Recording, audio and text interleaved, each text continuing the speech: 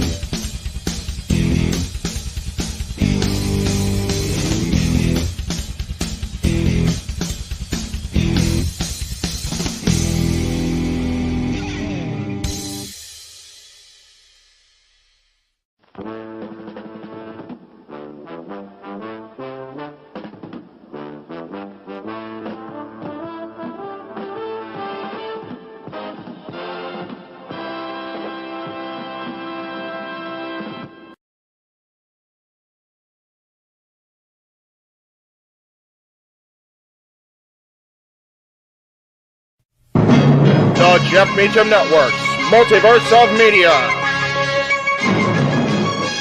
For over 15 years, the recognized symbol of excellence and the standard bearer in coverage of sports and entertainment.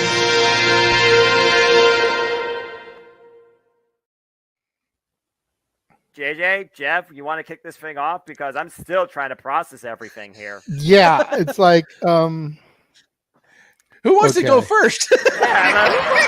Well,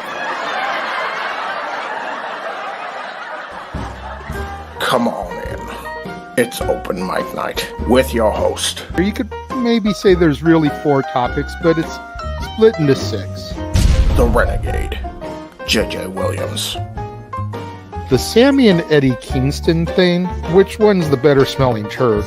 And his panel of co-hosts. I am the founder.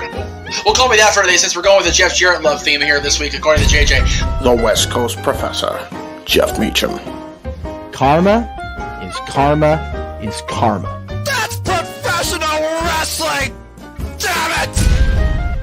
The Simple Man, Noah Foster. It's showtime! Yeah! How you doing, JJ? How you doing, Jeff? James. Yeah. And the He-Man, James Hebert. Imagine Bill Burr, Joe Rogan, Paul White, the Baldies. There you go. It sells itself. God. Get in there. Short his ass and shit the bed. He's not Amber Heard. Give it time, JJ. Give it time.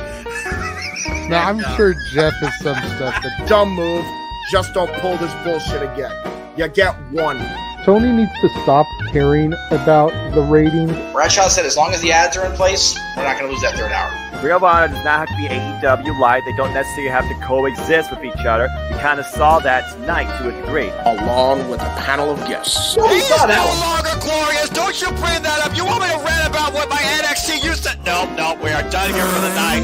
I swear, James. Because you never know who may show up for open mic night. I leave our company in the capable hands of an extraordinary group of superstars, employees, and executives. The first thing that came to my mind was, it's about damn time. Amen. I literally touched everybody in the state's trash. So it's horrible, you guys. Peyton's new thing is Dennis the Menace, but it's funny because she calls it Dentist the Medicine. That's great. When Elliot Taylor came out and did Born for Greatness live, I was popping my pussy, having a great time. I didn't care. I was having so much fun. Sit back, relax, and enjoy the show. Fuck Bill Belichick.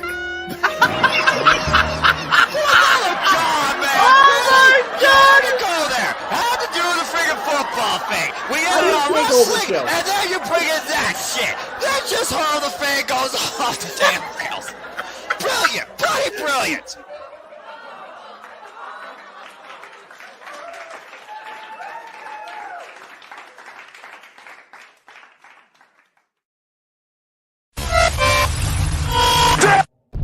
We're here.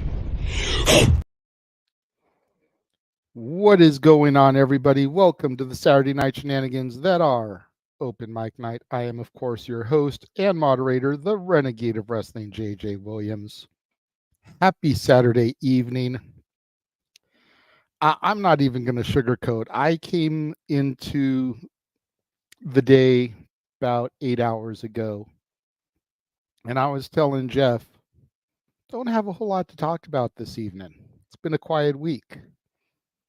And then Paul Levesque and the World Wrestling Entertainment staff said, fuck you, Renegade. We're going to give you a lot to talk about tonight. So we're going to just start to bring in the cast of characters.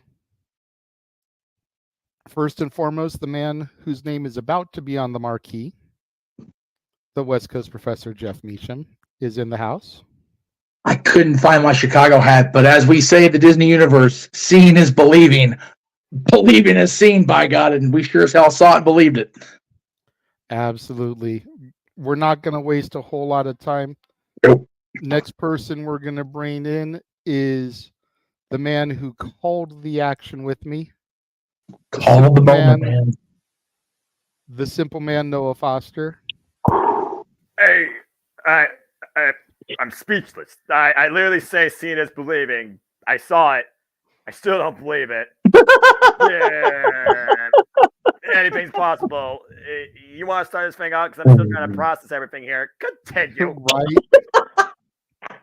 Shit. Here we go. Bring in the last of the core four, who is not here to discuss the events this evening. Yes.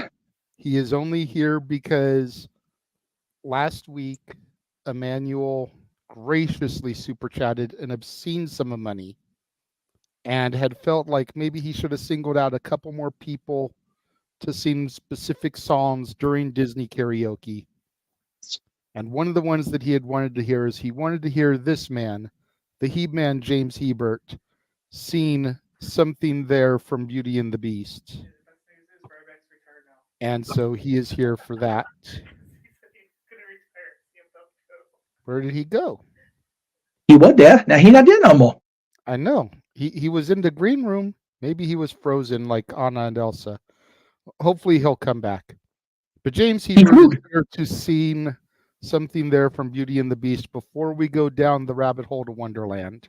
Oh my God, no kidding. In the meantime, while we await for him to come back, let's bring in the reliable one, Walter Cruz. Good to see you. Hello. Walter. Hey, JJ, we hate to tell you we told you so, but we told you so. No. Just like the Hive song, hate to say I told you so. See you tomorrow. But yeah, gonna have to say I told you so. Yeah, we got the Stat Boy in the house. Hey, Mikey. Hey, Stat Boy. And wow. aside from James, who we're still waiting to come back in, the last person we're gonna bring in is the man who is literally beside himself. He is rocking back and forth as we speak in the green room, like he is in a padded room in a mental facility.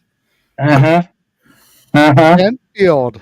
Yeah. How does that steaming, stinky plate of dog shit taste right now? Are you gobbling it up real nice and good? JJ? Yes, sir.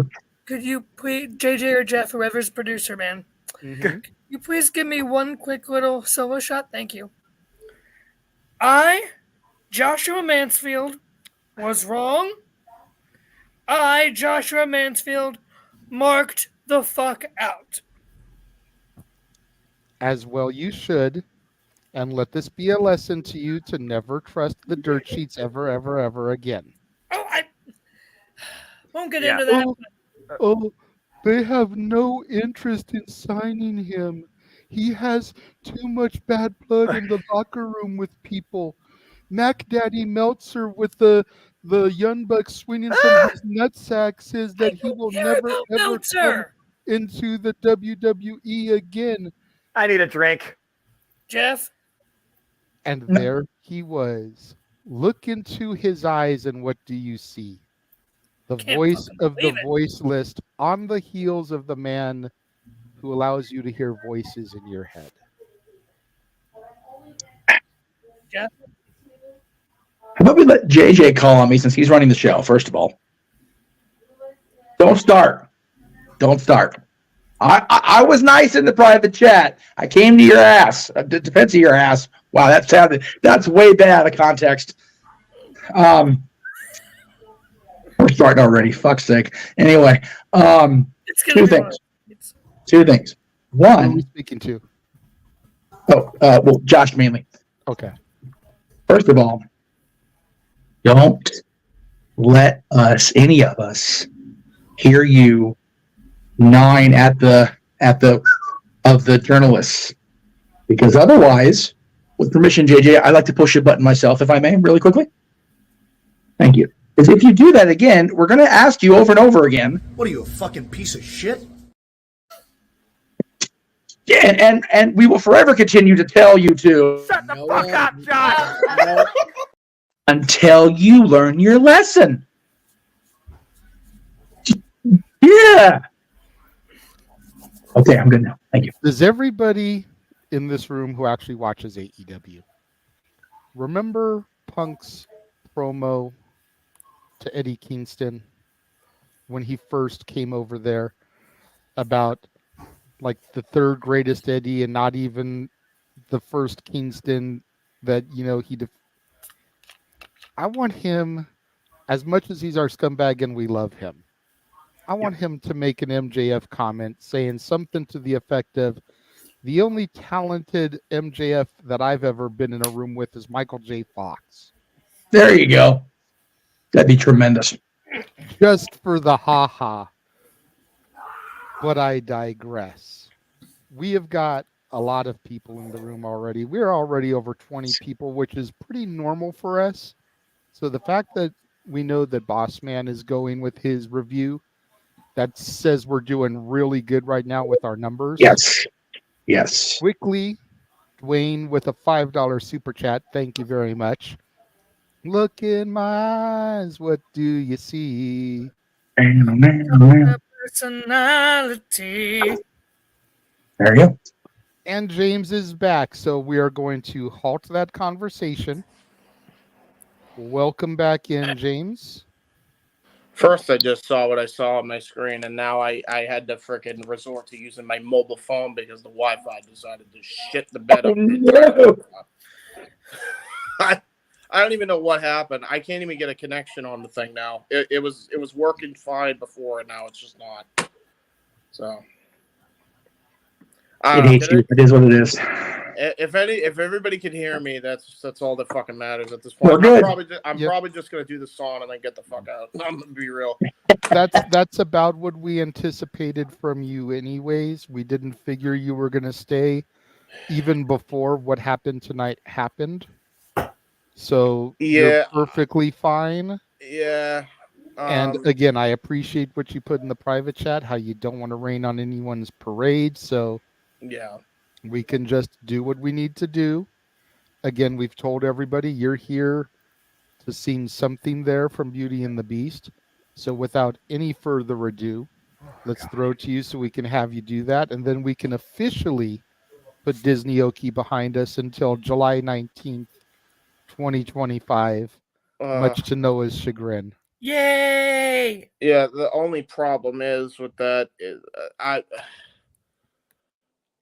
don't even know how I'm gonna do this because I was gonna go with the flow, and now I don't have that, so I'm probably gonna have to go by private chat or something to read the lyrics. Okay. Because that was. Yeah, I can send those over real quick. Yeah, if you can. I don't even know how I'm gonna view them. First off, can everybody still hear me? Yep.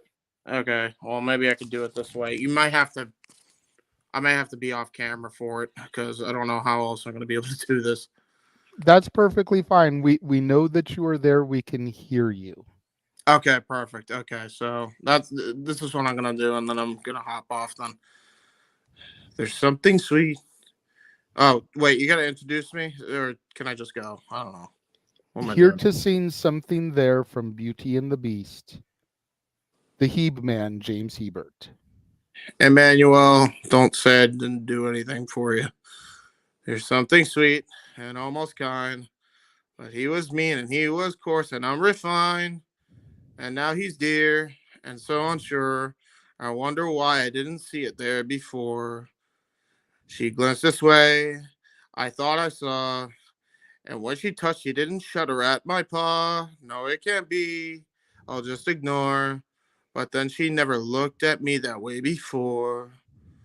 New and a bit alarming. Who'd have ever thought that this could be true, that he's no Prince Charming? But there is something in him I simply did not see. There you go. Yeah. Yay! All right. I'm gonna go and wallow in my sorrows. I will. I'm just gonna say this, and then this would be my one and only comment on it. I'm not going to get into detail as to why. Fuck CM Punk. All right, bye. Oh, but I was gonna tell him we showed him the trailer earlier, but he didn't let me do it. It's okay. It's okay. By the way, Jay, you mentioned Aaron. Shout out to the boss man doing the recap with COVID. Dude's a trooper. He's Yeah, been he's there on for the 25 years. saxophone now. He's been for 25 years. God bless him. Before JJ goes, I'm just going to try and finally recompose myself by just saying this one more time because I feel like hell is frozen over. And Aaron say never, and I'm saying seeing is believing, and just everything possible when it comes to the phasm of this reality that we live in of what just happened tonight. So y'all can do this if you want after I say this, as I finally figure out who won the No DQ League. What the fuck? Yeah. Go ahead. Go ahead. I'll be finishing up the league scoring. Go ahead. I am going to make a bold statement here, and oh boy, some of y'all may come down on me for this, but keeping in mind that I wasn't around when this return initially happened. Fair. That was more emotional than the return of Edge. At least for me. Yeah. At least for shut up, Josh. Yeah. At least for me. And it was just as impactful. Yeah. The difference is Edge's wasn't in Toronto, Ontario, Canada. Right. Had it been there, it might have been on the same level as far as crowd reaction. It was a massive pop. Not going to take that away from Adam. Yeah.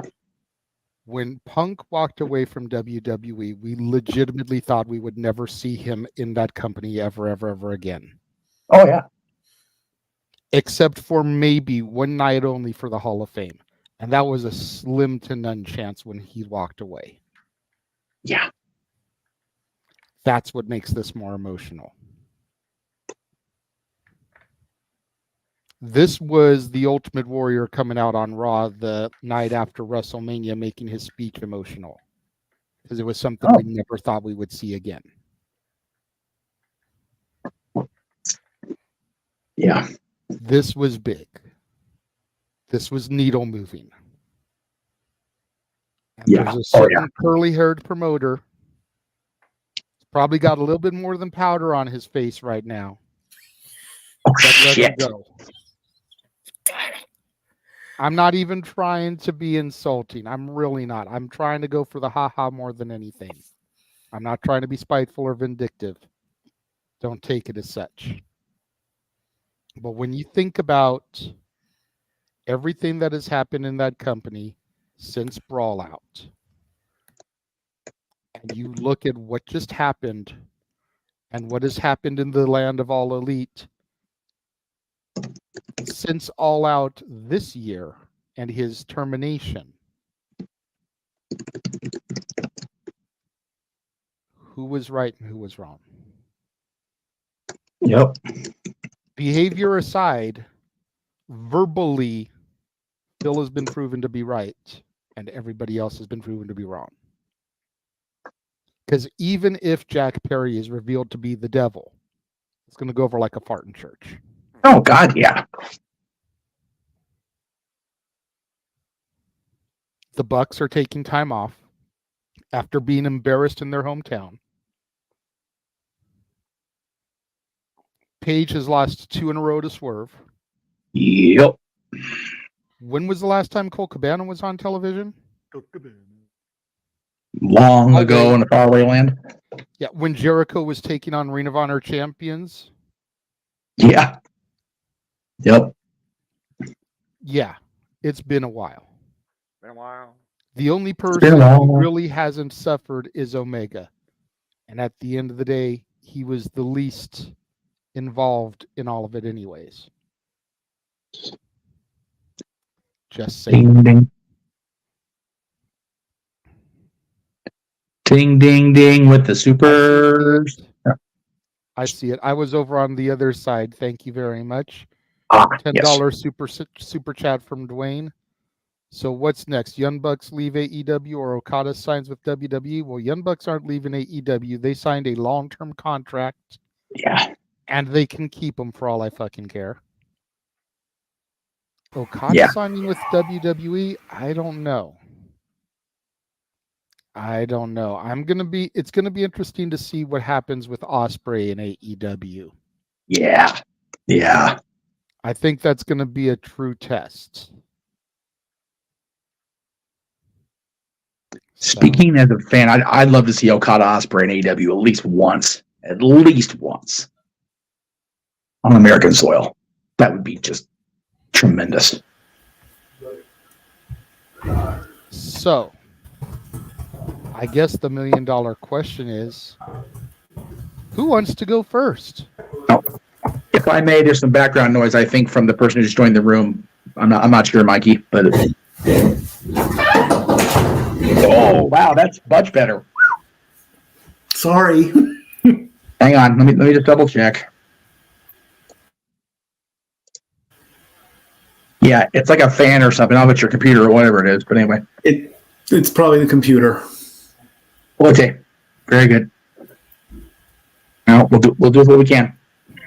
I'm not a guy that is heavily spoken. I've already said the freaking 3-word phrase. I think sums it all up. But JJ, we just did it together.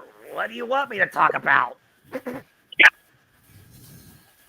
I mean, where do you begin? Okay. That's why I asked who wanted to go first, because I figured maybe the gentleman on the bottom who just joined us.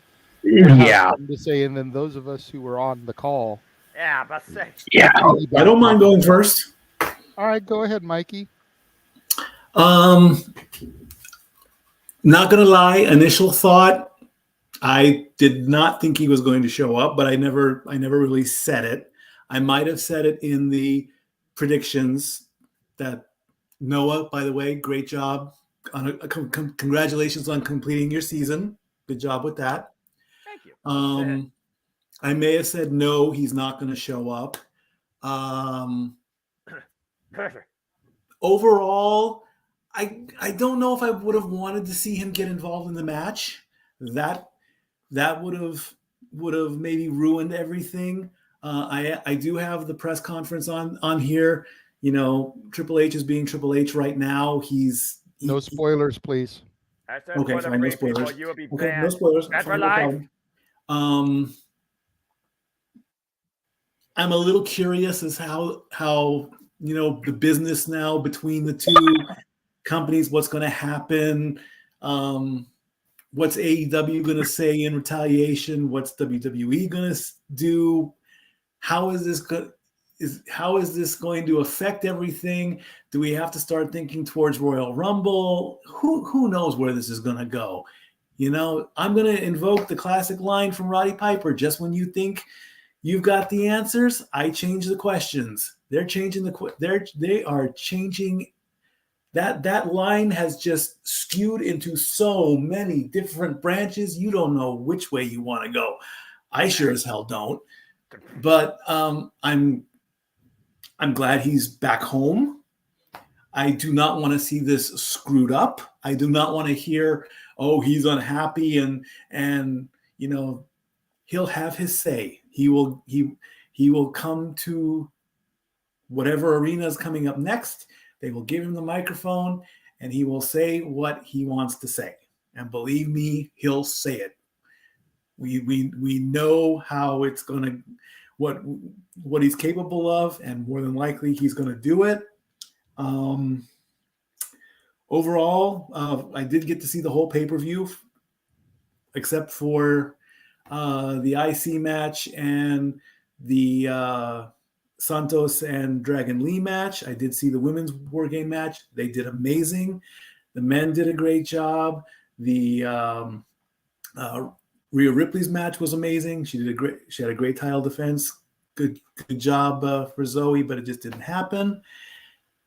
And it's a big what's next? And we're just along for the ride, folks.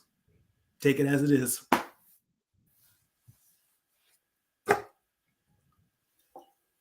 Okay. Who would like to be next? Walter. Yeah, I said it months ago. I said negotiations have stopped because once you sign the contract, you don't need to negotiate anymore. Remember I said that? And everybody's like, what? You did. You know what else I remember, Walter? I remember everybody and their mamas saying the WWE doesn't need CM Punk. Oh, That's the other thing I remember. Oh, yeah. And I said it's not about needing. Exactly. They don't need anyone to spoke. He said it in the promo. The spoke of the wheel is just going to keep on turning. Well, they just added a huge spoke back into this damn wheel. So I can't wait to see where they go from him. I mean, they throwing haymakers. They got Jade Cargill. They got all these people coming back. Like 2024 is looking up for WWE. You think they made money in 2023 hand over fist. Wait till 2024 comes now. This is the tail end of the fourth quarter here. And now 2024 is coming up, and the Rumble can have so many different surprises with Jade and so many people. So, and then Punk's, you don't know what number he's going to be. It's going to be amazing to see what rival he has. Triple H swerved us a little at the end. I thought the PLE was going off air, and then Punk just came out of nowhere. Like, it literally had nothing to do with nothing. It's just, let's get the pop now. Like, so we'll see what happens, but damn, I'm happy. And like I said, like Bobby and Mr. Perfect said in Royal Rumble, we hate to say we told you so, but damn it, we told you so. And gentlemen on the top row here, is that not the way I called it? Did I not say that Punk should come out post-match? Yep. Yes, Mikey, you wanted to add something to what Walter said? I'm a little curious, and this is just a technical little detail. The trademark logo did pop up, even though the feed didn't cut. Does that make a difference? Quick question. No? Not at all? Okay. I don't think so. They've used that before. The show doesn't go off the air until the show goes off the air. Then my quick next, then what's the point of the trademark? What does that represent? Mikey, how many times have you been watching a television show prior to WWE starting and you see the credits while the action's still going? I'll wait. Well, I can't put okay. it in my head. Okay. The Black and Gold NXT is notorious for that lower third, and then, just kidding, we're not done yet. And who ran the Black and Gold NXT? That would be Mr. H. And who's in charge of booking WWE now? That would also be Mr. H. Okay. Okay, what's your question now, Mikey, that we've actually got, we wanted to say? Go ahead and answer his question now. So my question is, what is the point of that lower third? What does it To represent? fuck with your head, Mikey, to fuck with your head. Even in it gives credit to their sponsors. Okay. The lower third, it doesn't matter if it pops up in the middle of the show. It doesn't matter if it pops up 2 minutes into the show. The lower third is just, this show is copyrighted by whoever and trademarked by whatever. That's all it is. That's all it is. Okay. They can run it. They can run any shit. They got a lower third of the entire show. It's their lower third to do what they want to do with it. Hell, you know what? Lower thirds. Hang on a second. Stand by. Red 5 standing by. I mean, go ahead and keep talking. I'm going to go ahead and load a lower third myself. You ever watch SVU? The credits are going while their last scene is still talking. That's Like, that's they what do I'm that- saying. Like, how many times have you watched Raw, and the show that is on prior, which is usually SVU, usually has the credits going while the show is ending? Well, also, to be fair, WWE puts that same credit logo on at the top of every other hour at 9 and 10. Right when it hits that, they put the logo up again. But I think my question You're supposed to do. That's the whole point. what is its purpose? Is it Its purpose is to show that they own the rights to the show. okay? Yeah. They do the same It is thing. it is a trademark thing. Okay. There, lower third. There you go. But that's a I'll show. that's a promo though. That's a promotion. That's not. Okay. That's not. I don't know if that's the same thing. Okay. Here. Okay. Fine. Here. Okay. Hang And on. I don't want this thing to be a thing. I really don't. Okay. That. There. Lower third. Okay. Okay. It doesn't, Mikey. I can put Stat Boy is making the show go long for no reason. Like whatever the fuck I want. It's my show. It didn't matter.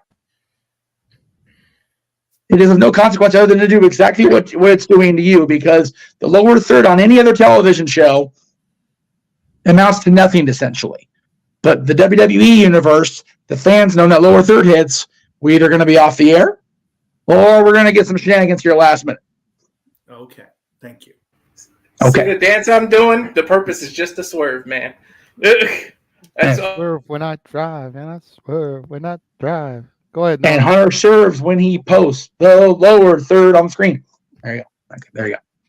That was the widest version ever. I'm going to pass off to Josh or whoever's going next. That was some bullshit. I'm done. Thank Josh, you. I made the Meltzer of the Multiverse wait to last on purpose.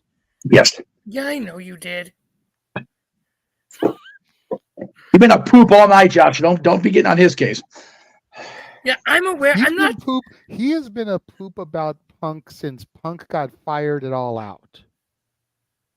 Cost me $100 too. So he has been a shit about. I almost tried to bet him $100 that Punk would be there tonight. I wish you would have. It could have offset everything. Damn it.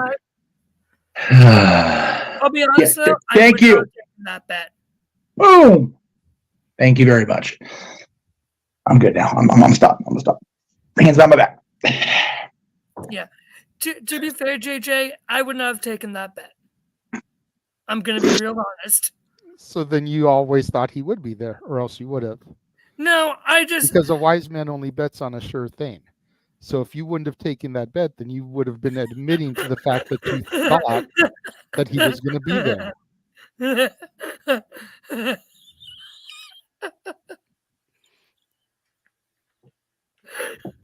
Now you're in trouble, Jeff. No, because he knows I'm right. Well, I was right on Punk leaving AEW. I wasn't gonna take and my we chances. were right on this. about the fact that he was coming back. Okay. Since all right, I'm gonna time you out right there. I'm gonna let you speak. I'm gonna pull Kanye here. I'm gonna let you speak. I'm gonna let you say what you got to say. But you are not going to live down the fact that you were wrong about this. So you better not even try to defend, curtail, derail, take a left turn at Albuquerque. You are not going to live down the fact that Josh Mansfield, the Matty Laws simp, was 150% fucking wrong when it came to CM Punk going back to WWE at Survivor Series at Chicago. Thank you. Next, you may carry on with what you got to say. You're not going to win when it comes to that statement, though, dude. There is nothing you will say that will make you win anything when it comes to Punk coming back. Carry on our wayward Josh. You'll still be wrong as fuck. I have a feeling. Lay your statement down in what? I said I have a feeling Sam is trolling us. Sam, if you are not trolling us, let us know, because we will be serious with you if you're not. But I have a feeling you're trolling us. I sure hope he's trolling, because that would suck otherwise. My gosh. Oh, Lordy. Okay. So go ahead, Mansfield. As the show went on, and as the ending happened, I just got this gut feeling. Even when I saw the logo, I'm like, I just got that gut feeling of I don't trust this. I just got that feeling, and I went out of full screen and I just kept watching, and I about dropped my fucking phone. Not gonna lie. You guys know I was adamantly not a fan of Punk during his AEW time. I'm not going to deny that. I'm also not going to deny the fact that when he showed up, I honestly a little bit marked out. I'm not going to lie. Yes, I realize, fucking hypocrite. I'm aware. I admit it. Before JJ says it himself. I still can't believe it happened. I truly can't, but the fact that we are in the year of our Lord, 2023, WWE has been sold, and CM Punk is back in WWE. Holy flipping crap. And like JJ said, I'm not going to say anything of what I've already read about this. I'm going to just keep going, normal. But I want to see what happens going forward. I will give him a chance. I will try to give him a chance. What that means for WrestleMania now, that CM Punk is in the picture, I think any of our thoughts for WrestleMania just blew the fuck up. I mean, what do? Cody and Reigns one night, Punk and Rollins on the other? I still don't see how you don't have Cody finish the story, even with Punk here. But you still want Punk to have that WrestleMania main event that he kept complaining about for years. So, how do you square those things? Especially when you're trying to build the new stars like Gunther, etc., etc. It's just going to be a wild ride to see, and I give Papa H all the fucking credit in the fucking world. The fact that he did this, of all things. Well done, Triple H. Okay. I definitely feel in my gut of guts that part of the terms and conditions of Punk coming back was he gets a main event slot at WrestleMania. I do too. That has always Yeah, me been too. one of his biggest points of contention. I don't think he cares if it's night 1 or night 2. I just think that he feels like he deserves that, and you know what? He fucking does. Period.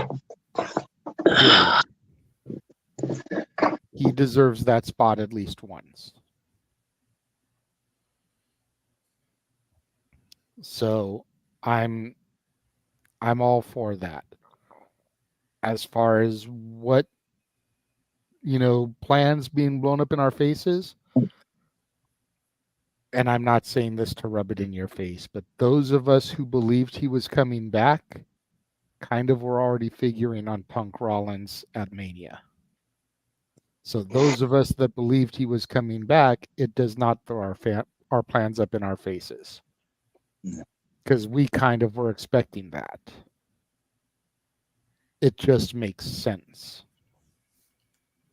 Before I hand it off to you, Jeff, and then to you, Noah, the gentlemen who were on the call with me, in a way to try to stick it to the competition, do we start a faction of Punk, Cody, possibly Pillman Jr., and the debuting Jade, and call it Wrestling's Elite? Damn. That would be true pettiness. Yeah. I mean, for a while, I've wanted a TNA stable called the Asylum. I mean, yeah. Robert Roode, AJ Styles. Yeah. R-Truth. If we were, let's not sleep on the fact that R-Truth was back tonight too. Everyone's talking about Orton and cool seeing Truth. fucking CM Punk. R-Truth was back tonight as well. God damn it! And he still looks the same as he did fucking in like 2008. Yeah. Mr. Fountain of Youth. He definitely has found the Fountain of Youth. The dude doesn't age. He's weird. The dude doesn't age. Well, like Jeff said when he popped in on commentary after that segment, people have said for years, black don't crack. Accurate. R-Truth is a pristine example of that. The dude is over 50 and looks like he's still in his mid to late 20s, early 30s at worst. Accurate. Yeah. But go ahead, Jeff, with what you were going to say. To answer your question, if we were balls deep in the Attitude Era, absolutely. Do the faction. Do the thing. Be the asshole. But they still don't see them truly as competition. So I don't see a need for it. Now, I'm not saying they won't let Punk trash AEW and the Bucks because that's going to be a thing Monday night. Yeah. So few things to unpack, as they say over on a certain podcast network run in Alabama. First of all, I saw it in the chat room, so I'm going to go ahead and steal it and then just make it my own because I can't. It's my show.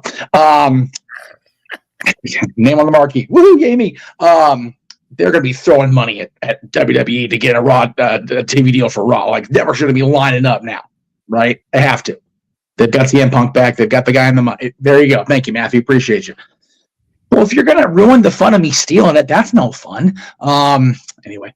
I just hadn't seen it come by because I was engaging in hosting. So I needed to go back and start bringing comments up anyways. I'm just fucking with you. So there is that. That's just a certainty for most. And again, much like the Punk Rollins comments, with or without the championship, that just seems like, well, Stafford, no kidding, like that was wow. I was on the fence about that happening, about Collision and Rampage beating Survivor Series as far as viewership. Woo! I feel bad for WWE. They actually beat Collision and Rampage tonight. I was sweating it, not gonna lie. Yeah, Punk Rollins seems almost a certainty. I was very outspoken, and I'm not gonna rear back on that. I did mark out. Everybody saw it on screen. But I also said, well, I forget what night it was this week. I just want Phil Brooks to be happy. He wasn't happy when he left WWE, certainly, in 2014. Whatever he said in his promo when he came back to wrestling, to AEW, I don't think that he was truly happy with being back in the business, because he sent out that, he put out that comment about, I was never going to get well at the place that made me sick in the first place. And I still maintain that he was sick of the business. And whether he is now or not, I guess, depends on what happens after tonight. I am happy as hell that they were able to bring him back. And Josh, you mentioned the sale of WWE this year, as well as Punk returning. Don't think they're not unrelated. Don't think they're not related. Vince McMahon no longer being in direct control of the company has definitely led to this. I don't guarantee anything in wrestling because I don't know anything about anybody else, but I would bet another $100 on that being a fucking reality, if I'm being honest. Yes. I'm JJ? going to click on something to share screen. It might immediately pop up. So just if it does, as a heads up. Okay. Okay, it did not. So let me go ahead and click it to bring it to the screen real quick. Okay. Just for everybody to see. Oh, Jesus Christ. Mighty Cold Day in Hell. Well, Survivor Series. Well, all right then. All right. Look, I can very humbly call a spade a spade. I can very much admit when I'm wrong, and I've never been happier to be wrong because this exactly.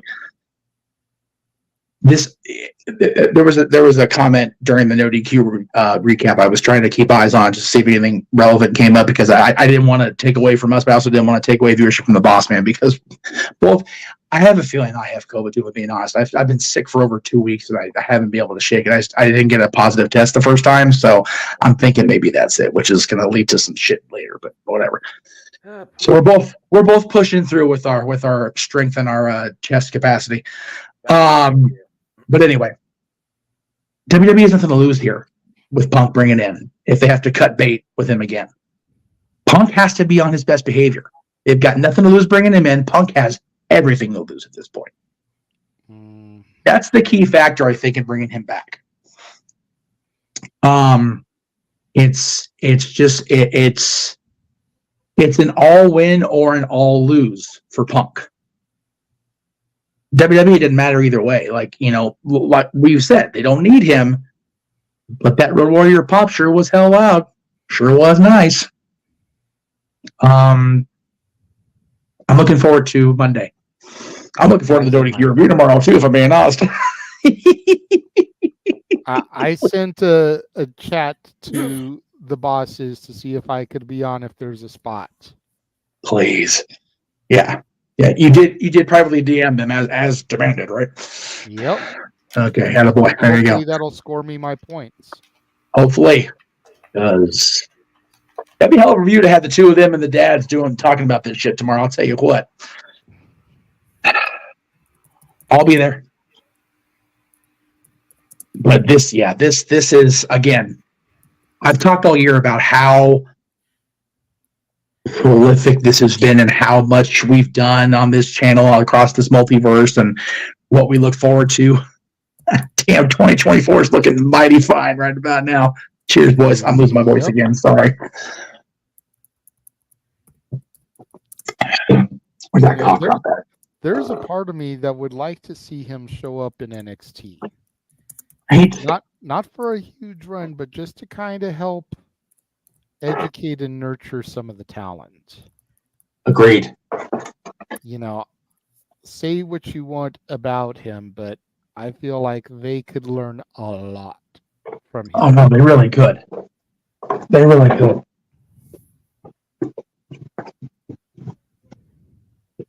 I'm listening. I'm just trying to find my comments. To Walter's comment in the private chat, I feel like he's going to be Raw. Yeah. I feel like he's going to be Raw between Cody and Randy and Seth. And apparently, spoiler alert, no Punk on the press conference. Again, we ask no spoilers as far as the press conference goes. But it's possible G wasn't here when we said that, so I'm going to give him a slight reprieve. And I actually don't mind that one. It saves having to watch if we don't want to be fair.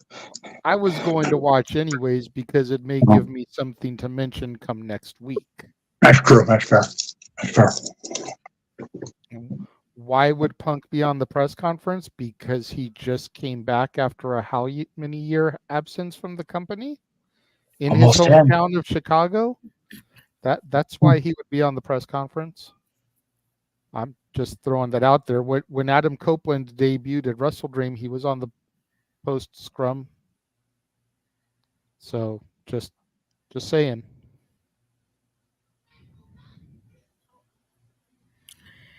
My God. In fact, we're speechless right now, basically. Hi, Virtue.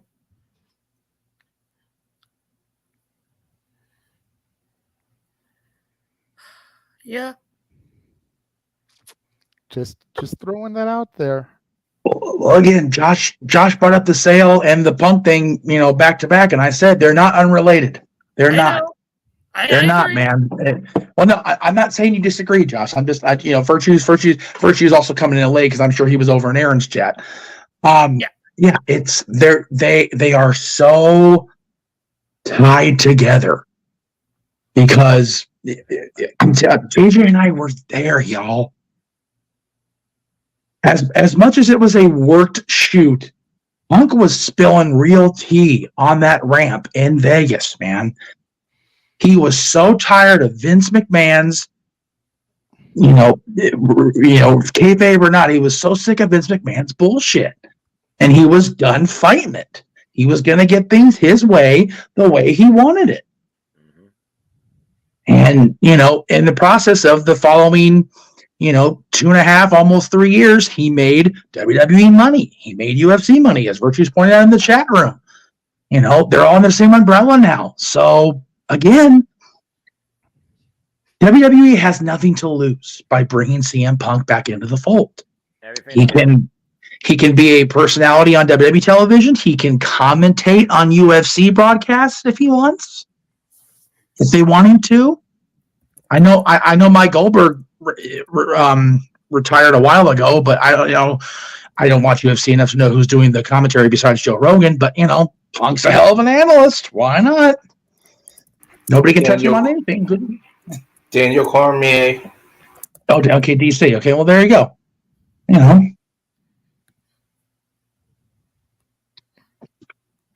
But of course, on watch alongs, I have comment both of them.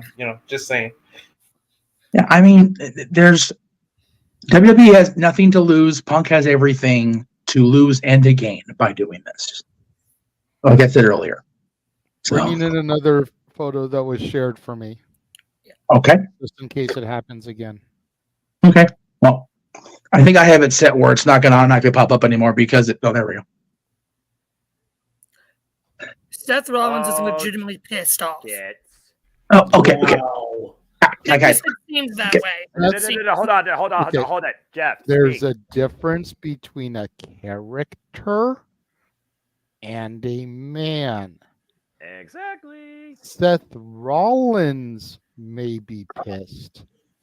The man behind Seth Rollins knows he's about to make a shit ton of fucking money at WrestleMania. There's a difference, Josh. Fair enough. Okay. All right. To the chat room. Again, I understand you guys. Drew McIntyre stormed out of the building according to reports. Have we not learned anything in the 20 years I've been working with Aaron? In the almost 4 years we've been doing this network. They do this shit to work the boys, to work the crowd. Drew storming out, of course he's going to storm out. He doesn't want CM Punk back. Rollins doesn't want CM Punk back. They're going to do this stuff to get that kind of chatter generated. Hi, Garfunkel. I'll see other reviews some point down the line. I'm just always busy on Sundays. I haven't forgot about you. Folks say you had a no DQ. Appreciate Virtue, as always, what he does with no DQ review. Continue, Jeff. It's cool to know we had some people in the building. That's really neat. So, again, Sun was there. Hopefully we'll get him on the review soon. We'll talk about it. But, again, just because there's footage of Rollins being held back by the announce team, just because there's reports of Drew McIntyre storming out of the building, I would bet whatever money I had after I paid Josh off and whatever I have left to bet that Colby, what the hell's Rollins' real last name? Perez? No, wait. It's something, it almost sounds Hispanic, but it's not. Okay, so I guarantee that Colby will do business, and I guarantee Drew Galloway will do business because they're both about business. Business. Y'all need to pump the brakes on believing the bullshit. My goodness. Fair enough. And I wasn't even putting the McIntyre thing out there. I'm not targeting just you. Quit. If you wouldn't be so obnoxious, you would have such a fucking guilty conscience, Mansfield. I love you, but goddamn it, Josh. Fucking hell. It ain't just about you. Fucking sick. Oh my god. I have said for months now on this show, and again, I'm not directing this just to you, Josh. I'm directing it to the people in the audience too, watching and chatting along. The last time I checked, the Holy Bible did not have books of Sapp, Alvarez, and Meltzer. They are not gospel. Nope. Seeing is believing, believing is seen. Right, Bernard? You don't have to see the North Pole and Santa's workshop to believe it exists. People believe it exists, hence it exists. Believing is seen, seeing isn't believing. Like I told one of y'all in private chat, we may say fuck Curtis, but help me help you, help me help you, help me help you, help me help you.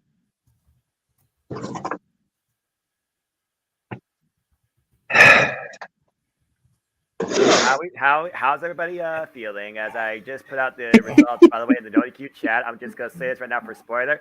Congratulations to Mr. and Mrs. Riff. They tied and won the league for 2023 for the WEPLEs. Congratulations, Caitlin Riff and Aaron Riff. Great job. It's rigged. It's rigged. I was just gonna say that. His real name is Kobe Daniel Lopez, so you know, Jeff. I knew he had a Spanish. Yeah, I knew it was Daniel in there somewhere. Yeah, Kobe Lopez and Drew Galloway will do business. Fuck yes. Oh, I've heard you with the line of the night so far because I can't say it now. My voice. Oh, the review's going to be really fun or really quick tomorrow with my voice. But anyway. And that's why he's the moderator, great debater. He is the guy that leads the NotiQ review. 250 plus episodes in. Congratulations, Virtue. Anyway, you know, you guys know me by now, right?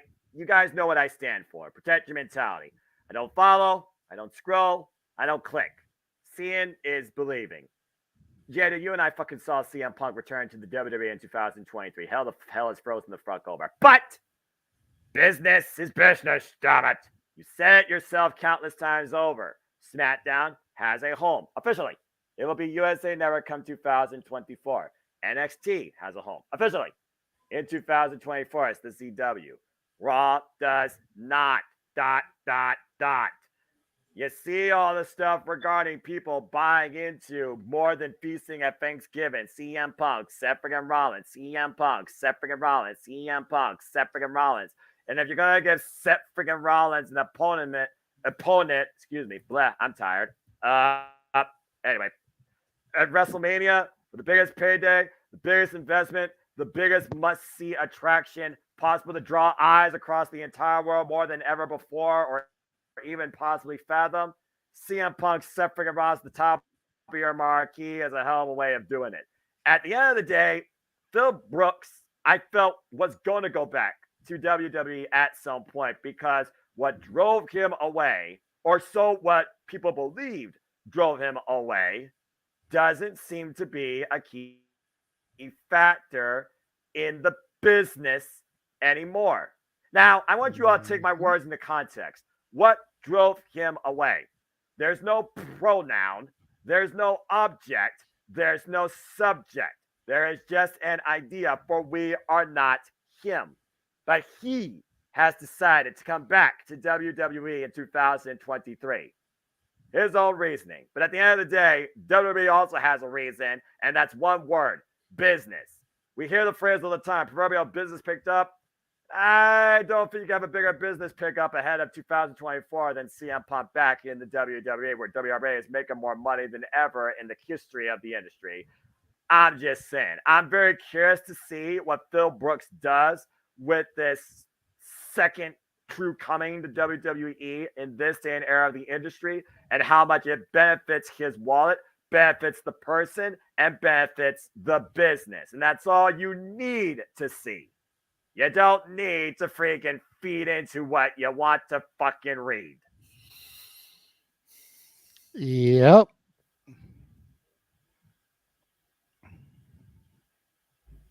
Things are about to start getting really good.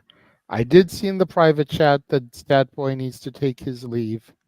So if you would like to go ahead and say goodbye, Mikey, give your plugs. You know, maybe we can get it in here one time. Oh, for fuck's sake, Mikey! Just got to get it in there because you're going to leave so early. Man. Got to get one in there. Surprised you didn't use it on him earlier. What the hell? Go ahead, bro. Anyway, come into the sports bar this Tuesday at our regular time at 7 o'clock Eastern, 4 o'clock Pacific, as our updated lineup on tap kicks into gear, starting with college basketball, ending with week 12 of the NFL. More teams are being eliminated and losing spots in the playoffs. Teams are jostling around. I know Young Mansfield down there in the corner got a little bit on the happy side as we found out that his Browns could be the number one team in the AFC. But oops, hey, with CM Punk coming back, what could happen next? The Browns actually go to the Super Bowl. Go figure. This is probably the first signing of the sports apocalypse. I don't know. Hell, Carolina's going to win a game and miraculously make their way into the playoffs. I have no idea. Anyway, just come into the Sports Bar Tuesday at 7 o'clock, 4 p.m. Eastern. We'll see you all there, family. I love you very much. Follow us on all our socials. Our names are on Facebook, Hathaway Lou and LB Statkid 1977 on the Twitter, and Dory Lou and Statboy 13 on Instagram. Again, be respectful in the comments, and remember, super chat, super chat, super chat. I love you all, family. You guys did a great job on the show. See you on Tuesday. Statboy out. Fuck Michigan.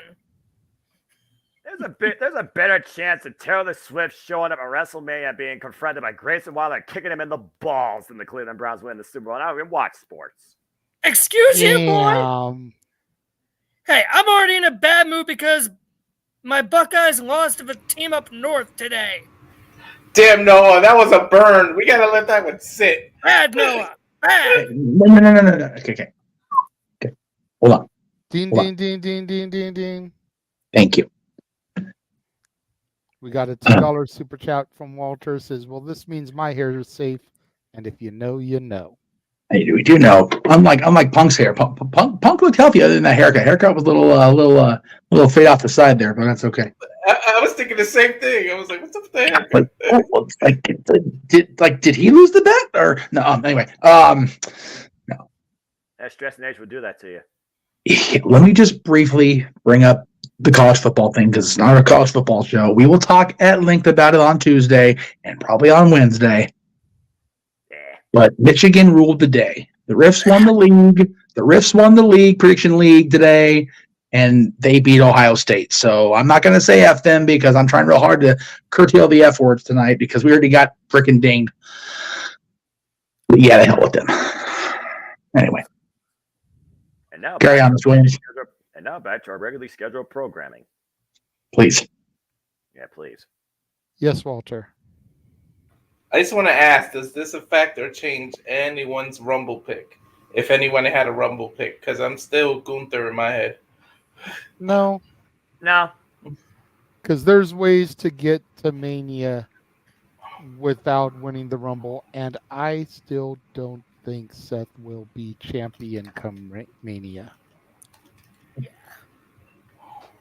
Whether he loses it in the chamber, whether he loses it to a cash-in, I don't think he will be champion come Mania, which means we can still get Punk Rollins regardless. Yeah. And you can even have them interact physically for the first time in the Rumble. Mm-hmm. Yeah. You can have them verbally interact between now and then, but do not let them lay hands on each other until they're in the Rumble. Yeah. Maybe even just for shits and giggles, have them be 1 and 2. Oh, yeah. That'd be hilarious. That way you get 2 minutes uninterrupted of them going toe-to-toe. And then as people keep coming in, they can keep going back to that. They can break off, fight off other people, come back to each other, break off, fight other people, come back to each other, and keep sewing that thread throughout the Rumble until one eliminates the other. A story within a story. Ding, ding. Imagine him winning the Money in the Bank, the first ever 3-time winner. Yeah, that's fair. That's not until July, though. And the only problem with that, in my personal opinion, Money in the Bank is designed to help make a star. Oh, fuck. Yes, Cena got it. Yes, Boombox Brox was a thing. Overall, though, it's designed to make a star. Edge's first cash-in made him a star. RVD's before he got busted 3 weeks later made him a star. Definitely. Kennedy, if he had been able to go through with his cash-in, Still pissed about that. Swagger, Ziggler. Were their reigns great or successful? That's up for debate. But in the moment, it made them a star. And that's what Money in the It Bank took is, them truly. to the next level. Yep. And Definitely. Punk doesn't need that. No. A Nope, Rumble he's a- victory, considering he's never done that before, maybe. Maybe not this year, but next year, especially, we're still, a couple years out. Maybe we can get Rumble 2025 in Chicago. Oh, and wow. Punk can win the Rumble in Chicago. Yeah. Guys, Chicago is such a spoiled city when it comes to wrestling. Well, wait. Well, hold the phone. He said 2025 to be fair. All right. If you don't oversaturate Chicago for 2 years, I think that justifies putting WWE back in Chicago. I actually can get behind that. Yeah, but what are the chances they don't oversaturate it? Slim to none. Chicago is the epicenter of the wrestling industry. That city will burn down to the ground due to professional wrestling at this point. At least it seems so in the last year, thanks to Tony Khan. If we're being real, he's done it the most. He's the biggest offender. Thank you. I don't work in legal. I work in freaking IT.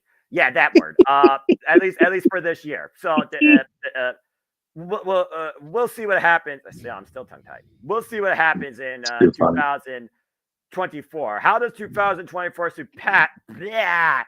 How does 2024 surpass 2023?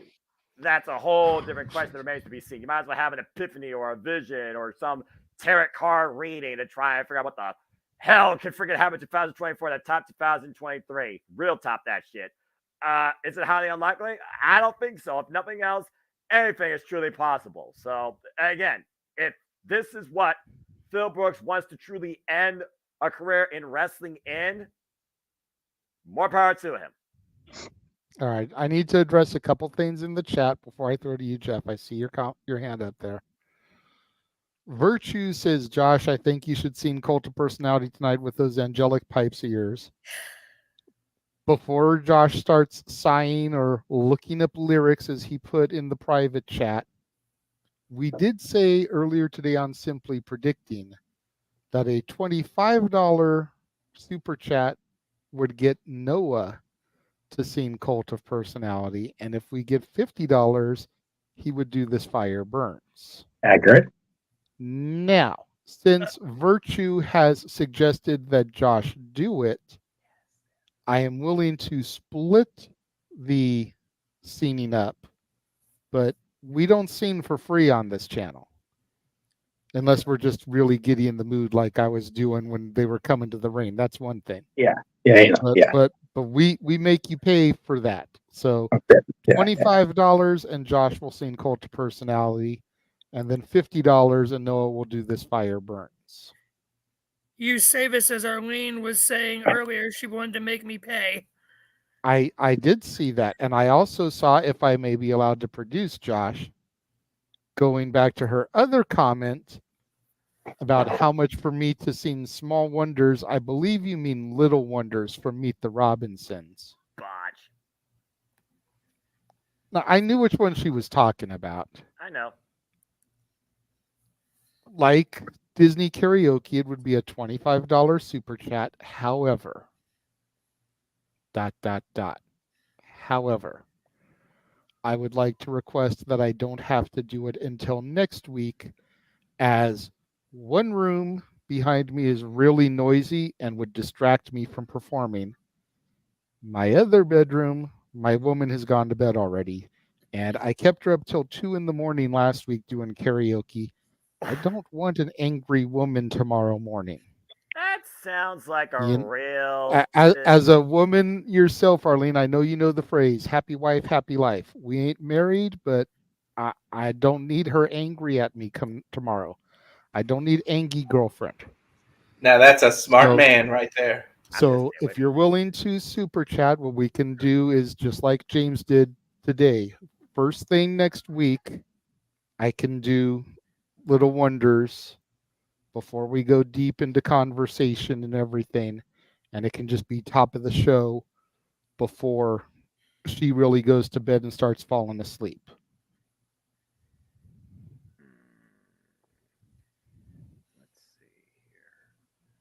And with that, go ahead, Jeff, because I saw your hand raised. No, you're good. First thing, I don't know if you want to move me or move him, but put Josh underneath me, please, so I can keep a better eye on him and his nonsense today. Uh-oh. Okay. Uh-oh.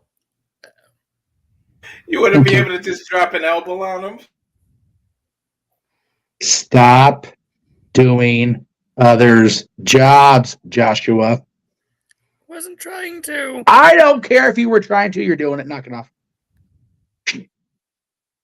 It's not that of you. Second of all, since Virtue's here, we'll go ahead and give the plug right now. Mr. Cruz, Mr. Williams, and I will be joining him on the No DQ review tomorrow. So good. I did not know that I was confirmed. Good to know. You are confirmed as of the official No DQ review chat at 9:08. So 5 minutes ago. Woohoo! So come on in tomorrow, but make sure you stick with us tonight because it's only going to get better, especially if people got to sing. And if somebody behaves themselves and is allowed to sing on the air tonight. Goody goody. My wife's wide awake and sitting next to me, so anybody wants to donate, I'll embarrass myself too. There you go. That's right. Everybody dance and sing tonight. I don't care. I can't do shit. I got no voice. It's going quickly. So that's the deal. $25, Josh will do Cult of Personality. $50, Noah will do Cult of Personality. As a joke, JJ, I pay twice as much as Arlene for you not to sing. Hey, if you want to super $50 so that I don't have to sing that song, Emmanuel, I will gladly take that too. But that money comes to my channel. That's gotta go to yours, brother. The CM Punk super chats for Cult of Personality and This Fire Burns go to Jeff's channel. Yes. The Little Wonders super chat, whether I sing or I don't have to sing. If Emmanuel wants to do 50 to make me not sing, that's fair. Comes to my channel. That's fair. I'll take it. I'll take it. Split. I'll take it. So that was fucked up for him to say though. Here it is a joke. Hey, he super chatted whatever it was, $25 to make a scene from Lizzie McGuire, and Arlene couldn't put the kibosh on it. No. She wanted me to sing that to make him pay for it. So I mean, hey, if Emmanuel wants to put a $50 super chat to my channel to make sure that I don't sing that song, I will gladly take that. Especially considering we've only got 5 days till the end of the month. I will take that money right now. Especially with Christmas right around the corner. For real, because we will get that payout on December 21st, just in time for last minute Christmas shopping. Okay, now that I'm done dying and choking on my own hell here, yeah, Josh, please feel free to read a proper column. Anyway. Why would I read Tito? Why would anyone read you? All right, then. Hogan has done nothing for the business. Brother, that column didn't work for me, brother. And no, Jeff's not dying. Jeff, we just think Jeff has COVID, Virtue, but thank you for your concern nonetheless. You can super chat and have Josh sing and help pay my medical expenses. Jeff, you just got to go like this one time and it'll look like you're bopping Josh on the head. Get you a frying pan, you could be baby dinosaur. Not the mama, not the mama, not the mama. I missed that show. Not the producer, not the producer, not the producer. All right, watch this. Right. Mic drop. Fuck. Oh, it's gonna be a fun one. Oh, god damn. Love you, Bob. Whatever this is, it sucks. Yeah, I know you do, but you're acting worse than my own kid. Like Jesus H. Christ. Oh wow, I'm gonna not even touch that one with my own. Nope. Jeff, between you and Aaron, you're making me afraid to go to the NXT event December 9th now. Because he thinks he got it for a wrestling man. Where have you been? Hey, no, you know what though? I give the riffs all the credit in the world, man. They avoided that shit for 4 years. God bless them, man. So they almost made, but going to a house show is what it is, folks. Oh, but yeah, I'm a touch of virtue's comments with a 50-foot pole. I'm not getting my ass sued this year. I ain't got the kind of money. But goddamn, that was funny. I would pay anything to see you take that and end up doing what CM Punk did on that match. Right? Yeah. Taking the Z-Pack and doing what Punk did with the Z-Pack. Oh, yeah, dude, shit. Oh, God. We're going to hell, Jay. It's going to be a thing. We're going to be paying our entry fee to hell with that Christmas money. Oh, Lord. Like Eminem said, I'm going to hell. Who's coming with me? That's it. At least none of us will be lonely. At least none of us will be lonely. That's it. Hell, I got my suite booked already as it is. No and I are good. Manuel's got a good point. They chatted about like $300 last week or some shit. But Emmanuel, your 50 is for me not to sing. Yeah, that's fair. Arlene can throw 25 at me, and I do have to sing that song. Oh, Lord. So just remember, you don't want me to have to sing that song. Yeah. I mean, I'll sing if y'all don't value your computer equipment speakers. I'll sing, something. God, I'll probably kill everybody, but yeah. I thought we're supposed to be talking about wrestling, not singing. It's coming up in Look in my section, Noah. Yeah. Think of that. Oh, God We damn. have to do our duet, Noah. No, you was too seepy last week. You didn't do the duet. You was seepy. Shut the fuck up, Josh! We got a live version. Right on. I had a 14-plus hour day yesterday. The only reason I'm not in bed right now is I have to serve an 8:30 a.m. mass in the morning after serving at 6 o'clock tonight is only because CM Punk came back for the Okay. Josh, I work 12 hours every Saturday and go straight into open mic night for 4 or 5 hours right after. Oh, sleep is for the weak. Sleeping, I'm dead. If I may be allowed, we are getting a couple of comments in the comment section that aren't super chat, but that do pertain to the topic that are interesting that I would like to address. However, before we get to that, I think we should take a moment. We've been going for about an hour and a half almost. Let's throw to a couple of quick promos, and we will be right back after these messages.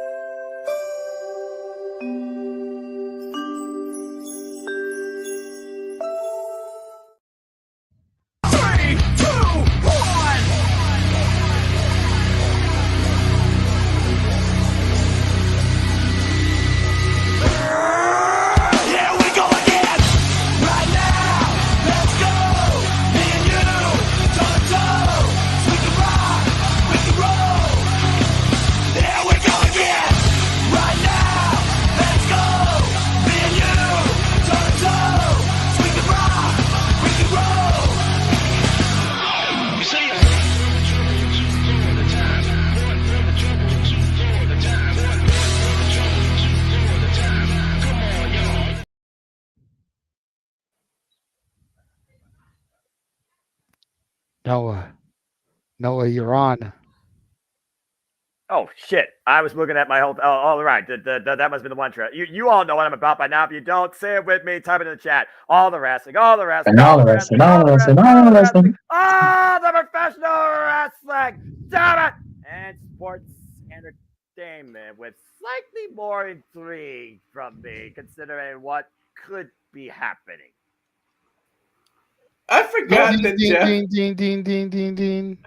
Fuck you, Big G. Got a $25 Wow. from Big G. Here's to Josh not singing. Wow. Wow. That's cold. That was all you, BT Dub. Oh, well, thank you, Big G. I appreciate you, brother. Yeah, I we forgot that still Jet- lost us Browns, Big G. I forgot that JJ and Jeff can still see me when the commercials running. I was freaking rocking out there. I thought about it. I was like, oh shit, they can see me. Why do you think we had that great clip of Noah reacting, and why he came up with the simple man promo in the first place? Which It's BT brilliant. Dub, bro, we need you to make another one. Yes, we do. Oh, Yeah, both versions got music. Yeah, Stupendous Noah Foster. We need a new one starting with Wrestle Kingdom and maybe go through Mania with everything that we know. okay. right. I'll see what I can do. Let's see here. Just finishing up. Well, thank you again, Big G. I appreciate the super chat very, very much. So 25 means Noah's doing cult personality. Is that what we're doing? Is that Josh? Oh, it was Josh. But it says here's to Josh not singing in the chat though. I know, but the deal was $25 and Josh would sing, so I'm not really sure what's happening here. He's being cheeky. Is what he's doing. I don't understand what's happening. These Steelers fans and Browns fans are confusing this Cowboys fan. Right? Anyway. And all football fans are confusing this non-football fan. Yeah, that's fair. That's fair too. Well, once we get clarification in the chat room from Big G, we'll save it for when Josh has to go Mimi's. Which is actually soon. I was about to say, can I do that now? Because I need to sleep before I go to bed, and I need to get up early. And all right. Well, in that case, after the reply, we'll go ahead and cue it up. There it is. All right. Yep. So here to sing the Second City Saint, WWE Savior, CM Punk, the leader of the Straight Edge Society, the man who returned to his hometown tonight, much to Josh's chagrin. You're going to milk this for everything, aren't you? Absolutely. Right. I'm never going to live this down as long as I live. Nope. How's that $100, Jeff? Big G just paid a quarter of it, so I'll take it. Fair enough. All right, you fuckers. You know what, guys? You know what you can do? Look in my eyes, what do you see? The cult of personality. Down. I know your anger, I know your dreams. I've been everything you want to be. Oh, I'm the cult of personality. Like Mussolini and Kennedy. I'm the cult of personality. The cult of personality. Cult of personality. Neon light, a Nobel Prize. When a mirror speaks, the reflection lies. You won't have to follow me. Only you can set me free. All right. There we go. Okay. All right. Cool. Yay. All right. I will see you guys Saturday, probably. And, well, Wednesday. I'm Tuesday. tired. Yeah. Yeah. If my sister doesn't have me putting up the decorations by then. So. Kick her out. It's an important show. We have to talk about this game. I don't want to talk about the game. I'm so sad about the game. Fire Ryan Day. I'll do it Tuesday. Say good night. Yes. Good night, everyone. Follow me on Twix at Walking Hin was just going to get my handles mixed up. Instagram at Malamangram. Love you all. Punk's back. I was wrong. I was absolutely wrong. I'm sorry, JJ. I'm sorry, Jeff. Good night. Fuck Bill Belichick. Hey, where's my apology? I said a Punk was coming back too.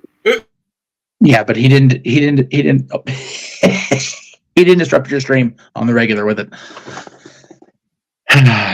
So before we go further, I just saw the match graphic for all the matches happening at WrestleCade this weekend. Oh, Jesus. Get a load of this, good sir. Oh, shit, that's too small. Never mind. Oh, I can Look on the screen, but we can't see. It's okay. Give me a second. I'll do it the old-fashioned way. That should make it a little bit better. And try and finish up this here. 228 different predictions. Oh, this good grief almighty. That top left match, that's probably going to have Noah have a spaz.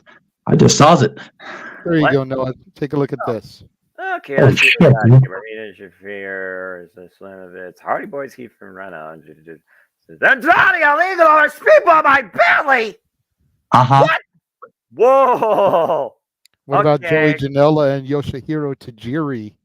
Tajiri, man. Hey, I like Tajiri. I miss that guy. Joey Janela. That's awesome. Tajiri. There you go. The Kingo versus Jacob Fatu. Okay, I like that one a lot. That's going to be ridiculous.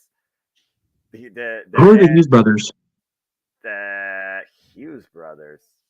Wait a second. Is that the Evans kids, maybe? Maybe? Possibly? Yeah, you know what? It is. It's Devon's boys against Brock against Brock Anderson and CW Anderson. That's awesome. That's cool. That's hilarious. EC3 Fodder and Angelina Love versus Cardona, Delander, and Brad Attitude. Oh, good lord. Is this going on tonight or tomorrow at WrestleCade? Tomorrow, I think it said. That's awesome. Yeah, Saturday. That's tonight. Well, that is tonight. So tonight, then yeah. So it probably already happened. That's cool though. That's some good stuff right there. I need to go to a WrestleCade or a WrestleCon, definitely for sure. It's one of those things on my bucket list. But and the other universe speedball on my belly, sign me up, please. That sounds awesome. Anyway, They need to have more conventions like that out here. I mean, I know they had one during WrestleMania week and it ended up being kind of a train wreck because of all the drama. But man, they need to have more out on this side of the country. Yep. That's fair. I would go. I would. Well, Anyway. we hit the $25 marker to have Josh sing Cult of Personality, so $25 more gets Noah to do This Fire Burns. And since it doesn't look like I'm going to get super chatted to not seeing Little Wonders, if I can alter the request from earlier and request that 25 come to my channel. Nah, go for it. You're good. You're good. You're fine. Yeah, that's If fine. anyone wants to hear Noah do This Fire Burns, that'll be a $25 super chat to my channel to even things I've already out. streamed my vocal cords with the CM Punk holy shit moment of the friggin' year. So, All right. like I said before Right. commercial, there were a couple of punk-related questions that came through, not super chatted, but I thought they were interesting, so I do want to address them. First one from Sam says, if you're Omega, Punk, MJF, or Darby watching the socials tonight, what are you thinking? If an offer came their way to join WWE, what do you do at this point? Well, Omega, we know, signed another long-term deal when the Bucks did, so I believe he's locked in until at least 2027. Yeah. Max, it's like they're 5 saying years, I think. that Like 5 years. Max, they're saying, has quietly signed an extension. Terms are unknown, nor is the accuracy of that quote-unquote rumor. Right. Darby is the question mark in that. If the Max rumor is to be believed, Darby, I think, would be coming up either next year or the year after. And with Steen retiring at Revolution, I don't know if Darby would want to stick around, considering he's not really doing a whole lot at this point, you know? I feel like if he went to WWE, even if it was just NXT, they'd be able to get more mileage out of him than what AEW is doing currently. Because outside of doing stuff with Steen, it doesn't seem like they've done a whole hell of a lot with him since the Four Pillars match. Yeah. And when Steen retires at Revolution in March, then what? Right? Go climb Mount Everest, and assuming that you don't die, then what? And I'll go to you first, Noah, since you're the primary AEW person on the panel. Yeah, I'm the All Things Wrestling, to be fair. Impact, NWW, you name it. But yeah, I do watch AEW, so we'll go ahead with that. Well, like you said, Kenny Omega, he's cemented at least till 2027. There's no changing that. The biggest one for me is definitely MJF. He shows the most dynamic in his character. He can speak on the mic. He also shows how far he's willing to go in the ring and push himself. And of course, he talks about his best friends, the rock and roller, Cody Rhodes. But at the end of the day, what pushes Max the most has to be the number one thing that I think pushes anybody in the WWE. Money, money, money, money, money, money, money. If they have shill out enough money for MJF, then yeah, I can see him staying. But at the end of the day, the biggest paycheck in the industry is the WWE. There's no argument about that. I could honestly see MJF, especially with Samoa Joe, booked to face him at World's End right before the bidding war of 2024 that he's been talking about all year long. I can literally see MJF being in WWE honestly next year. That being said, Darby Allin, I can't really see Darby Allin going even to NXT because of one thing. He is absolutely beyond effing reckless, and they just don't do that type of crazy shit in WWE. I mean, let's be honest here. Darby Allin is the human crash test dummy of testing how far your body can endure punishment in AEW, and there's no limits to it. And he's already said verbatim that at the end of the day, the most important thing to him is the TNT Championship, and I feel like you talk about, again, the direction beyond Sting. I can still see Darby Allin going after that. Now, whether it's against Christian Cage or somebody else, that's a whole different question.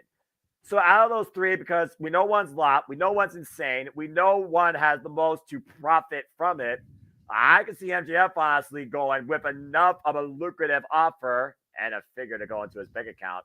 I can see MJF literally going to WWE, the most likely out of these three. Okay, fair enough. Really quickly to go back off of that, Arlene, I will not let your brother donate to prevent me from singing. If you really want to hear me sing that song when we come on the air next week, I will sing it as long as you super chat it. Emmanuel, you're just going to have to suffer like she did when you super chatted for Lizzie McGuire. Still hate you for it. And there we go. Ding! There it is. Thank you very much, Arlene. So when we come on the air next week, you will get me doing little wonders, and I'm going to have to pray to God I don't cry. Okay. So there we go. Oh, that it pulls at your heartstrings? Ever since I first saw the movie and heard that song, even though it's not what the song is about, I've always connected it to my daughter. My daughter being my little wonder. So it's always kind of messed with me a little bit. Again, even though that's not what the song is about at all, that's just where I connected it the first time. So, Jeff, what are your thoughts on the comment here? What are you doing right now looking at socials if you're Omega, FTR, Darby Allin, MJF? To Matthew Hostetter's point, FTR, Starks, and Hobbs are all Punk supporters. That I can't see. We saw Jade at the Nightmare Factory this week with Ricky Starks. An image was circulating. Yep.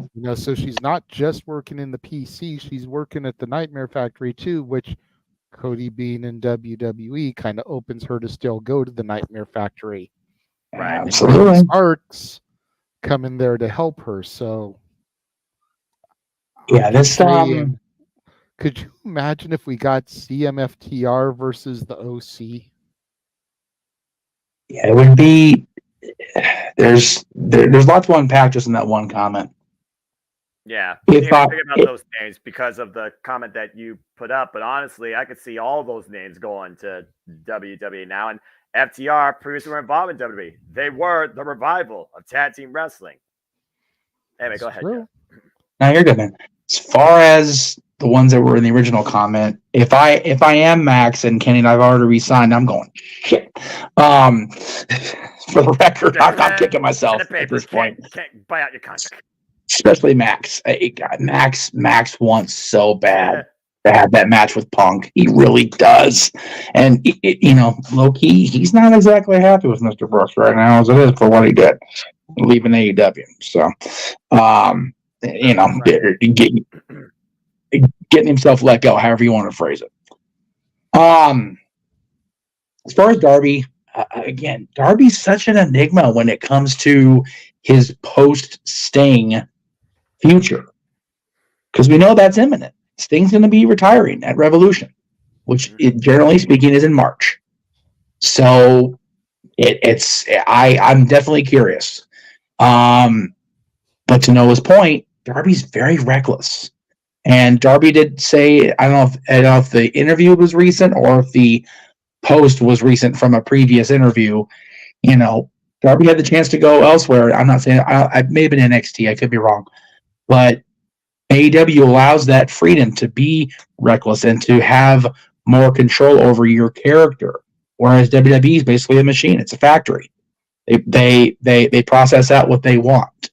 Darby's not what they want necessarily, even if it is Triple H running the game. No pun intended. As far as the people in Matthew's comment, I only hope they don't sign Ricky Starks. I really want to interview him at least once on the show, just once. I really do. I won't ever get to do it if they sign him. It won't be a thing. Who else was mentioned? I'm sorry. It was Darby, Max, and No, Matthew's comment. Omega. Yeah, Omega. Omega, MJF, and Darby were the three mentioned. In the comment we're talking about, as far as the other comment he was referring to, JJ, which we kind of brought up a little bit that you brought up, like a $50 fob on Win Best Nice Money. The other names that were implied were Ricky Starks, FTR and Hobbs. and Powerhouse Hobbs. Okay. And again, are formerly involved in WWE as the Revival. Yeah, FTR I see going back in a heartbeat. They've done everything they can do in AEW. Like, they've held all the championships they can hold. Like, they're good. So it wouldn't surprise me a bit. Hobbs, I like Hobbs. I kind of want to see where it goes with him in AEW. Like, I'm not saying I don't ever want to see him in WWE, like, ever, but I'm curious where they go with Hobbs being aligned with Callis. And I kind of want to see where that develops. If they keep him in mid-card purgatory, fuck it, cut him loose, let him go to WWE. That's fine. But I'm curious. As a fan, I'm curious for his AEW development. But man, please don't take Ricky Starks from AEW just yet. I might still have a chance. An absolute pickup, though, for Ricky Starks. Oh God, it would. I was high on Ricky Starks in the NWA era of Ricky Starks. Man, I love that guy from the beginning. I'm just gonna say this right now, though. I think Ricky Starks is above NXT. I know, he started in NXT, but he didn't really need it. He already had, the promo ability, and he was already fine-tuned the ring. We've seen how Ricky Starks has carried himself in and out of the ring, on the mic, and against various opponents, including Bryan Danielson. If you bring Ricky Starks in, I say he goes to the main roster immediately, but you still tease him, showcase him like they're doing with Jade Cargill. I don't think he should be in NXT. I just want to add that in there. I think as far as Hobbs goes, it depends on what comes of him with the Don Callis family. I agree. If that ends up shitting the bed like everything else they've tried to do with Hobbs, let him go to WWE. They clearly don't know how to handle a big man. Just look at what they've done with Wardlow. Revenge on the devil. They gave Hobbs was part of Team Taz, if I'm not mistaken. He was part of QTV. Now he's part of the Callis family. It's like, what are they doing with him? Meat division? No. And before I throw to Walter to speak on it, Josh just posted this tweet from the King of Bros, Matt Riddle.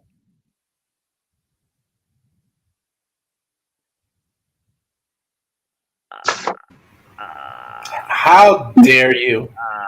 You know, okay, you know what? I don't have the voice to rant on that, but my God, if I have it tomorrow, I swear to fucking God, I'm going to. You know what? Hell with it. Oh no! What has happened? JJ, what have you done? Everybody was on my case for not liking Riddle, for, even my dad thought, I like the kid. He's a freaking great value version of fucking Rob Van Dam with about half the people skills, maybe half. And then he goes and does shit like this. Fuck him. Fuck him. Like, seriously. What a piece of shit thing to say. How awful is that? God damn, man, that's fucking unprofessional and horrible. Oh my God. Wow. But with the shit with Goldberg and everything he's done before, I don't put it past him. So. That's what I'm saying, dude. Did I not? I forget what show I was on. Forgive me. Riddle was the only person that would ever get me to cheer for Goldberg besides Lesnar. I wanted Goldberg to spear Riddle into the fucking heavens. Oh God! Next. Well, that wasn't as bad as I thought it was going to be, thankfully. Okay. I'm also dealing with shit off camera here, to be fair. Wow. Walter, your thoughts on this? I like Riddle as a person and his fighting skills, but why? Just why make it about you? This has shit to do with you, and you want to make it about you. You sound like sour grapes because you were released. That's all it is. And they released, and now the money that you could have gone and renewing the contract if you stayed straight and didn't F up. I'm a pothead too, but you don't need to F up with your attitude on top of it. I'm mellow with mine. So you don't have to mess up and do what you did. You screwed up, and now you're bitter that you got released and that some money's going to Punk hand. Like, what the hell does this have to do with you? Absolutely nothing. You're not even signed to another company yet. Like, why are you taking jabs at Punk for? You want the attention. Exactly. It's just freaking weird. It just came out of the blue. Like, there's a time and place for things, and like, why? Just like, why? Can the man be happy? He just came back. He's home. He enjoys his crowd. Like, why you gotta try to bring him down? Before we talk about the actual topic they probably asked you about, I'm just gonna, and I quote JJ, and I keep quote the phrase because I'm tired as fuck. There's 2-word phrase that people like Riddle lack when it comes to keeping your mouth shut and keeping your fingers off the device. And if more people have it, they would do it. JJ, say the quote and then bring Walter on point to what you want him to talk about, please. If common sense were common, more people would use it. Thank you. Now, back to the original topic. Yes, Omega, MJF, Darby. If you are them right now, what are you thinking with what has just happened with CM Punk coming back to the WWE? I would think the reverse. I got to step my game up to make people worry about me instead of what's going on with the other company. Omega's locked, so he ain't got nothing to worry about. Darby, I feel like if he ever went to WWE, he would have a shackle on his ankle and wouldn't be able to move up because they're like tame that shit down. They wouldn't let you do all of what he does. He's this generation's like Mick Foley, and that's not the style anymore. Yeah, they do the flippity stuff with Ricochet and everything, but Darby's on a whole nother level, and I don't think WWE will let him do that, not even in NXT.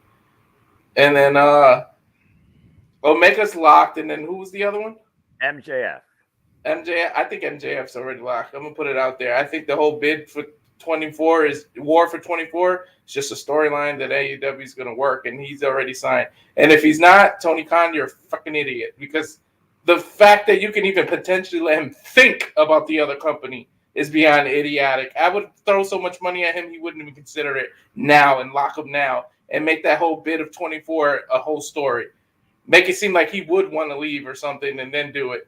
There's no way you let it even come close to expiration on his contract. you're beyond an idiot if you did that. And in terms of Powerhouse Hobbs, I'm kind of with Jeff. I kind of want to see what AEW does with him, but I would love him in NXT right now. Imagine him, Trick Williams, and Carmelo Hayes in a group together. Just that'll be awesome with them three. Or even if he joined Bobby Lashley's group and they got other muscle besides Lashley, or he's just a big star by himself. I know Vince is gone and Vince doesn't have a lot of control, but WWE historically knows what to do with big people. They don't let a lot of them fail. You got some exceptions, yeah, like Nails or Nathan Jones, whatever his name was. So there's a couple of them that failed. But when you're big and meaty, like what Vince McMahon's wet dreams are made out of when he sees a built guy like that, then you don't really fail in WWE. I know it's ran more by Triple H, but you're not going to let that fail. And that's a good comment by Virtue, that Darby's pretty much like Jeff Hardy right now. And you got Power. So, yeah. Yeah. You said Powerhouse Hobbs. What was the second comment? There was two more in the other comment. FTR and Ricky Starks. Yes. Yeah. I would love to see them back in WWE and see if Triple H can just turn that tag team around and make them even bigger, because it seems like he can push the tag team division. It looks like he's focused on it a little. The women and the tag division seems to be under Triple H getting a better push. So we can see what that can go with. But you got to make those titles. You got to separate them. You got to have Raw and SmackDown again. You can come up with better creative names for them, but that Undisputed, it's really hindering everything. It really is. Yeah, it really is hindering everything. And Ricky Starks, man, I can imagine him in NXT taking over, and with that NXT champ have a good 1 or 2 year run, because he's still young enough to do it. You give a year or two run in NXT, then pop up in the main roster, and I would love to see what they did with him. He's got star written all over him for years. And that's another one AEW would just be dumb if they let his contract expire. But the main one, MJF, if you even let it come within a month of his expiration date, Tony, I lost all faith in you. I would have been re-signed. Before I even made him champ. And how long has he been champ? I would have told him, you're re-signing for next year. Here's a blank check. You sign it. I'll write whatever you want. Like, that's what I would do if I was Tony. And it's not like he doesn't have the money for it. That's Again, true. That's fair, and it is fair, JJ. Remember what Jeff says, not hard to book, it's hard to finance. We're talking about two of the biggest wallets in wrestling industry's history, and WWE now has a bigger wallet than ever. And to Michael's point, Ricky Starks had a chance last year at Winter is coming up shortly here in December. AEW Dynamite Wednesday, the second Wednesday in December, against MJF, and fell short. And that's also 100% accurate. Clean slate. The past be forgotten and forgiven. Go ahead, JJ. We saw earlier Josh shared the picture of Seth getting pissy and looking like he was pissed. Yes. It's two sides to every story. Yes. Hi. And again, if that doesn't scream that it's a storyline, then I don't know what the fuck does. Yeah. Yeah. Punk. Hi, Seth, fuck you. Yeah. Seriously, like it looks like a page of a comic book. It seriously does. Hi. Yeah. Thank you. Yeah. And then they went backstage and had a Pepsi together. For real. They went backstairs. You want a cold one? You? Do you still drink? Yeah. Okay, well, here, I'll give you this. Now have this. Here. I mean, mine's a generic Dr. Thunder, but still, Pepsi. Do you know what I do on every occasion? I'm just saying. This is not for local. And JJ, you know what they cheered to? Here's all the fucking money we're about to make in WrestleMania. Exactly. If you're pointing to a comment, I'm on the wrong page. Let me take down what I need to take down. Which one are you pointing to, Emmanuel, Matthew, or Virtue? Well, Virtue. Yeah. Okay. Sorry. I just happened to see it. I didn't know which one you were pointing to, because the other ones said all those three were new since the last time I was over there. They literally came in with a spanning second of themselves. I have to look up between trying to, not to be graphic, trying to piss in a pot that won't work and trying to reply to my mother in chat. So sorry. That's freaking fair. But as far as, again, people just want to automatically assume it's all one big, all they're mad at each other. It's like the names weren't dropped and just forgotten back in January. Nope. No. And if you believe most of the reports, and again, they are reports, rumors, WWE sources, whatever you want to call it. They've been working on this for a hot minute. And then they weren't. Because they wanted shit to die down. If you believe this shit coming out right now, this literally happened this morning. Like the actual pen to paper, whatever you want to call it. If you believe. If you believe. And Some again, people believe it was done a month and a half ago. Yeah. Again, it doesn't really matter when it happened. The bottom line is, ladies and gentlemen and transgendered species, it happened. CM Punk's back on our WWE television. Period. And we've been talking about it for almost 2 hours. Because like Walter said multiple times, there's no need to negotiate if the deal's already been reached. There you go. It's just a matter when you execute it or show that you executed it.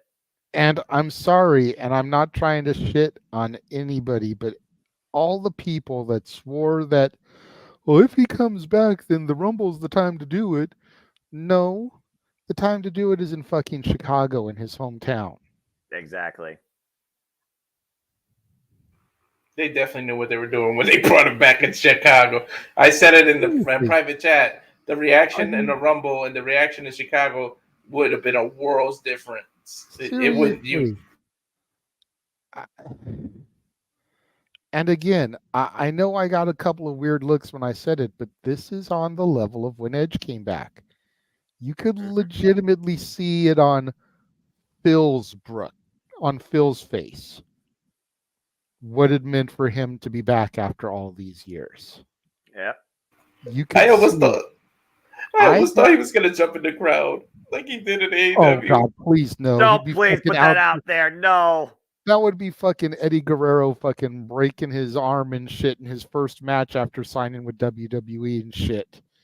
No, Phil, that's a bad Phil. But no, Phil. This was as big for me as Forbidden Door when Brian came out to Final Countdown that first time. Yes. That is what this meant to me. I'm up there. Again, as somebody who follows professional wrestling, Ring of Honor, I remember the American Dragon was defined by that song, not copyright. So, and again, at the end of the day, it's about business. What's best for business defines not necessarily the WWE, but the business of the individual in speaking. Phil Brooks, and to Virtue's point, he believes the deal was made the day after Fox and Sex spoke down publicly about not renewing SmackDown. Well, again, who's at the forefront to try and make that business move happen or recover from a missed business move? Nick Khan, because Fox wanted Punk so badly, they even offered that backstage show that flopped. And now Nick can say, hey, Fox, patience is a virtue, ain't it? You should have waited. They're like, we'll just rerun Simpsons and some other lame brain animation show on Friday nights that people will probably still buy into, but not nearly as much as Friday Night SmackDown because we don't have the brand endorsements to, push that type of content or that type of IP. Anyway.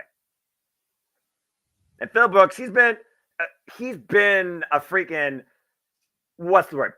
Beacon of controversy for this culture since existing in professional wrestling sports entertainment. Damn it. He knows how to do some work. There's no telling how long Phil Brooks has been in cahoots for this. It was just a matter of how it was executed.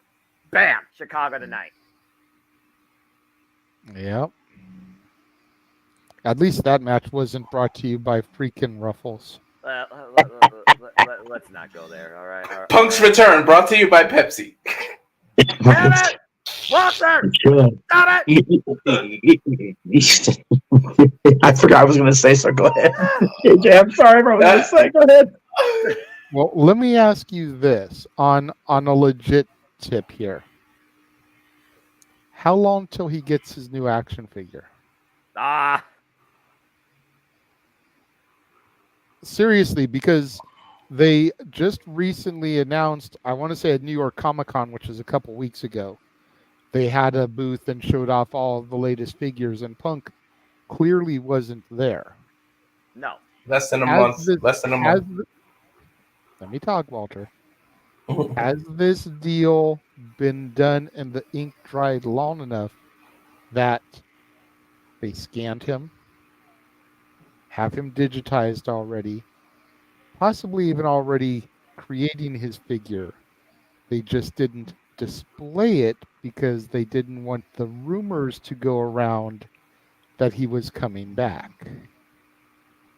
You could have angled it and put him in with the Legends, made it seem like it was going to be a part of a Legends series with Hogan and Andre and Piper. But if there had been a brand new Punk figure out there at New York Comic Con, people would have been like, Makes me wonder. I'm going to say, just because I don't know how quickly they want to try to rush it, I'm going to say by Mania, he has his first WWE figure back. I got a $50 follow-up for you, brother. Where, oh where, when we finally see WWE give CM Punk his ice cream bars? Never. Okay. Just had to bring that up because I remember how much he was asking for that. Oh man, the callback. That was an AEW debut thing. Yeah. That's true. I say by Rumble he has this figure. I mean, hell, he's been back, what, an hour and he already has his t-shirt? Plain white tee. Well, that's different though, because you know that was going to be a thing, but action figures are a little bit trickier. Yeah. Mm-hmm.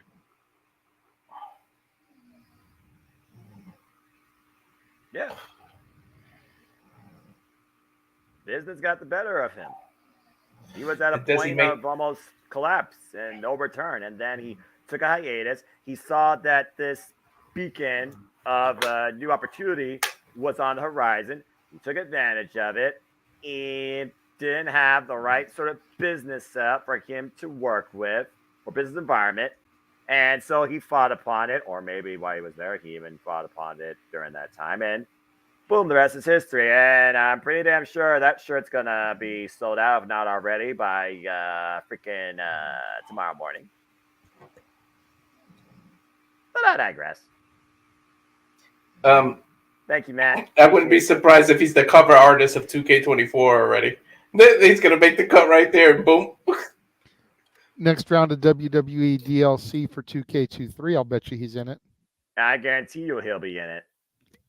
But to Walter's point, JJ, unlike AEW's video game, WWE always puts out a brand new one in the following year. He probably is more accurate to that point. Because you got to imagine that you got the figurehead Roman Reigns of the company right now, okay? Let's just call it as it is, all right? Now they got CM Punk on what you believe will be the red brand. Now we're going to see who truly moves the needle the furthest going forward. It might not be Cody Rhodes after all, even though we want him to finish the story. And in case people have been not listening to us, he doesn't have to finish the story at WrestleMania. I'm just saying, I'm echoing sentiments shared by other people here.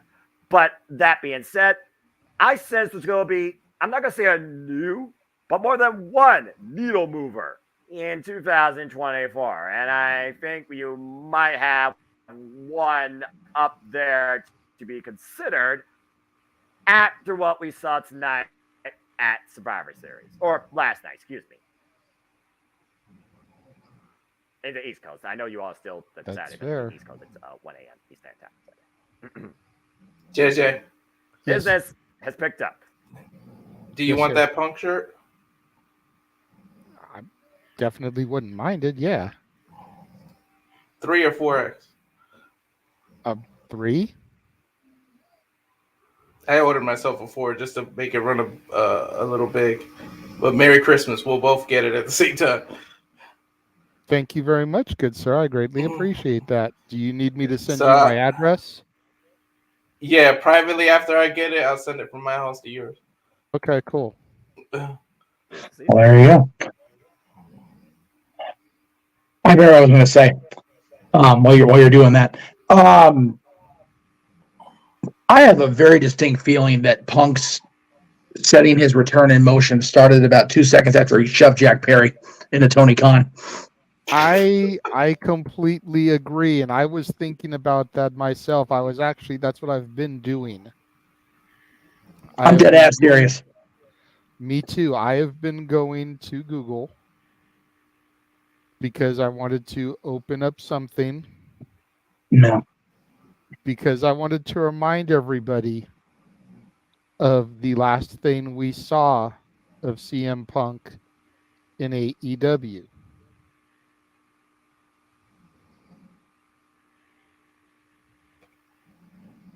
course, me and JJ and James were on the call up what was his last match. There you It's go. kind of hard to see it, but okay. One. You had the one up. I will save it and bring it in the old-fashioned way. Right. Sorry to be a pain in the ass. I'm sorry. It's okay. It's okay. Yeah. I am blinded. Some people once was blind, but I think now second. they see. Take your time, JJ. You're fine. But I see it. In case people are wondering, is left hand's up like this with the one, because he's number one, best in the world. Why the real world championship, christened by him, is over his right shoulder as he walks to the back. After the war he had with Samoa Joe. And nicely what Samoa Joe and CM Punk did with their legacy. There you go. Yeah, it's one up like Roman and the Bloodline do for acknowledgement. Yeah, acknowledge that. Right.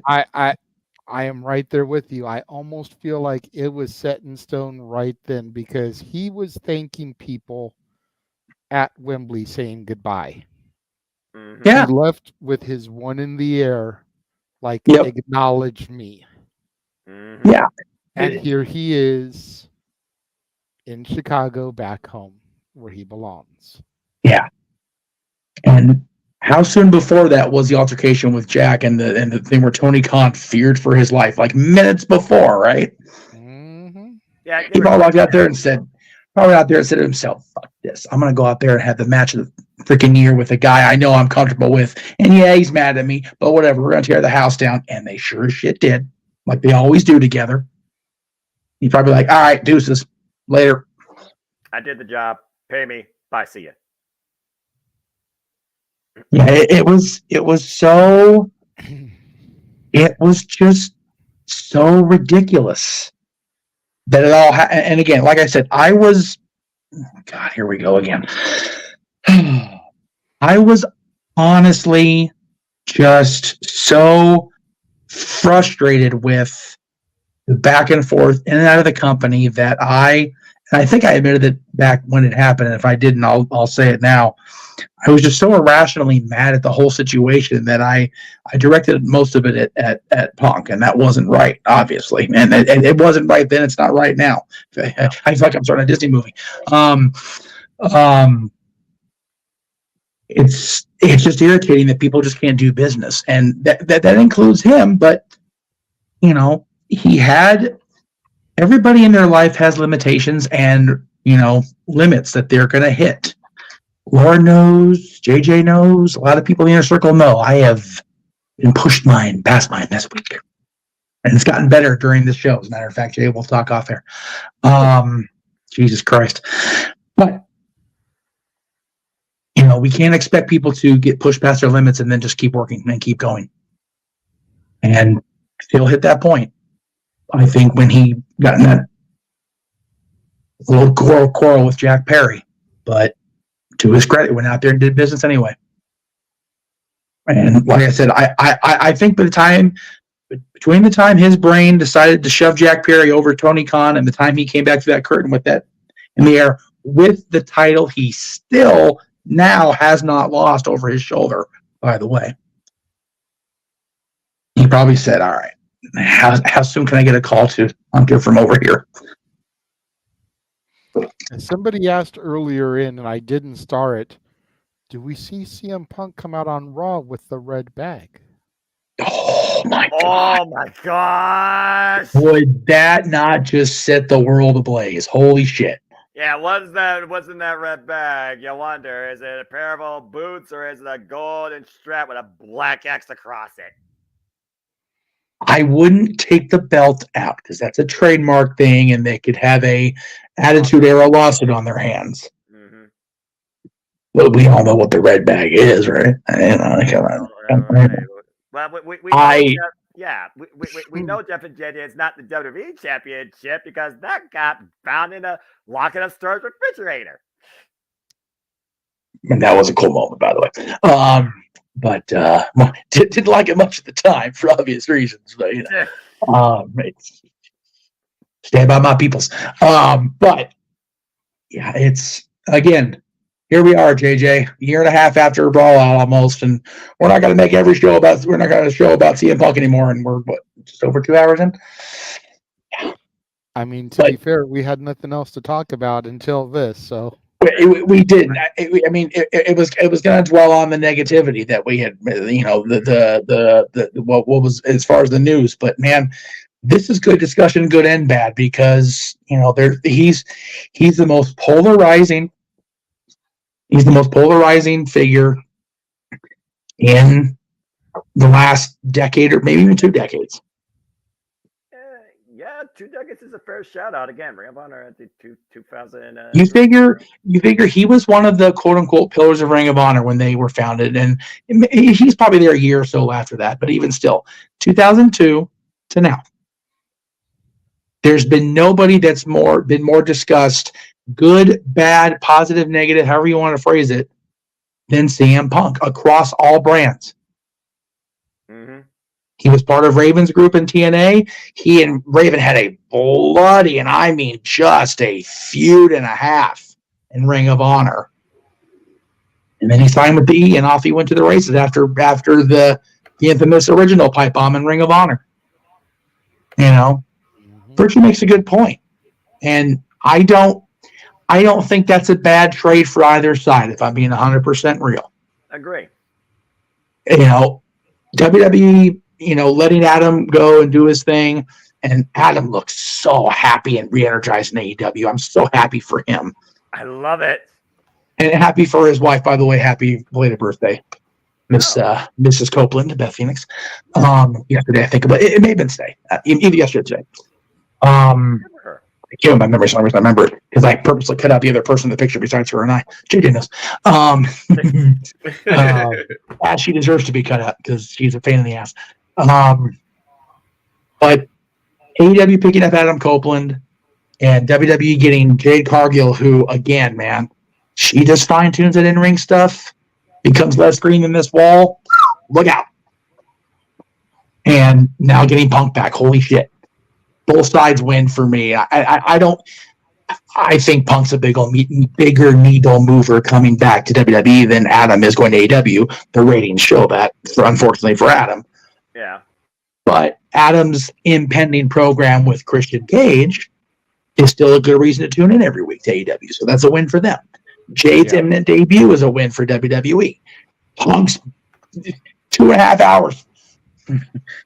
That's good for WWE. It's good for us. In general, it's good for the wrestling business. At the end of the day, just be happy for the way the business is going. Business has never been more unbelievably profitable or unpredictable, God bless you, than ever. And that's the most beautiful thing of us here as fans in just discussing it, because that's what we are. We're fans, and we're excited for all these different aspects of the business. CM Punk, WWE, Adam Copeland, former Edge in AEW, Impact Wrestling becoming TNA once again. Kazuchika Okada potentially being involved with the WWE. What the hell?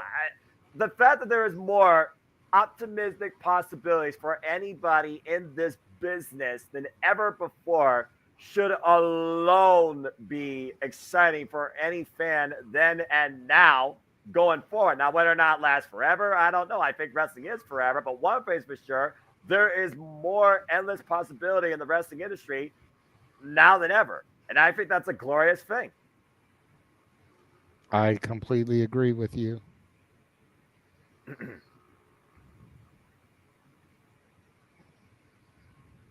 Seeing some more chats came in.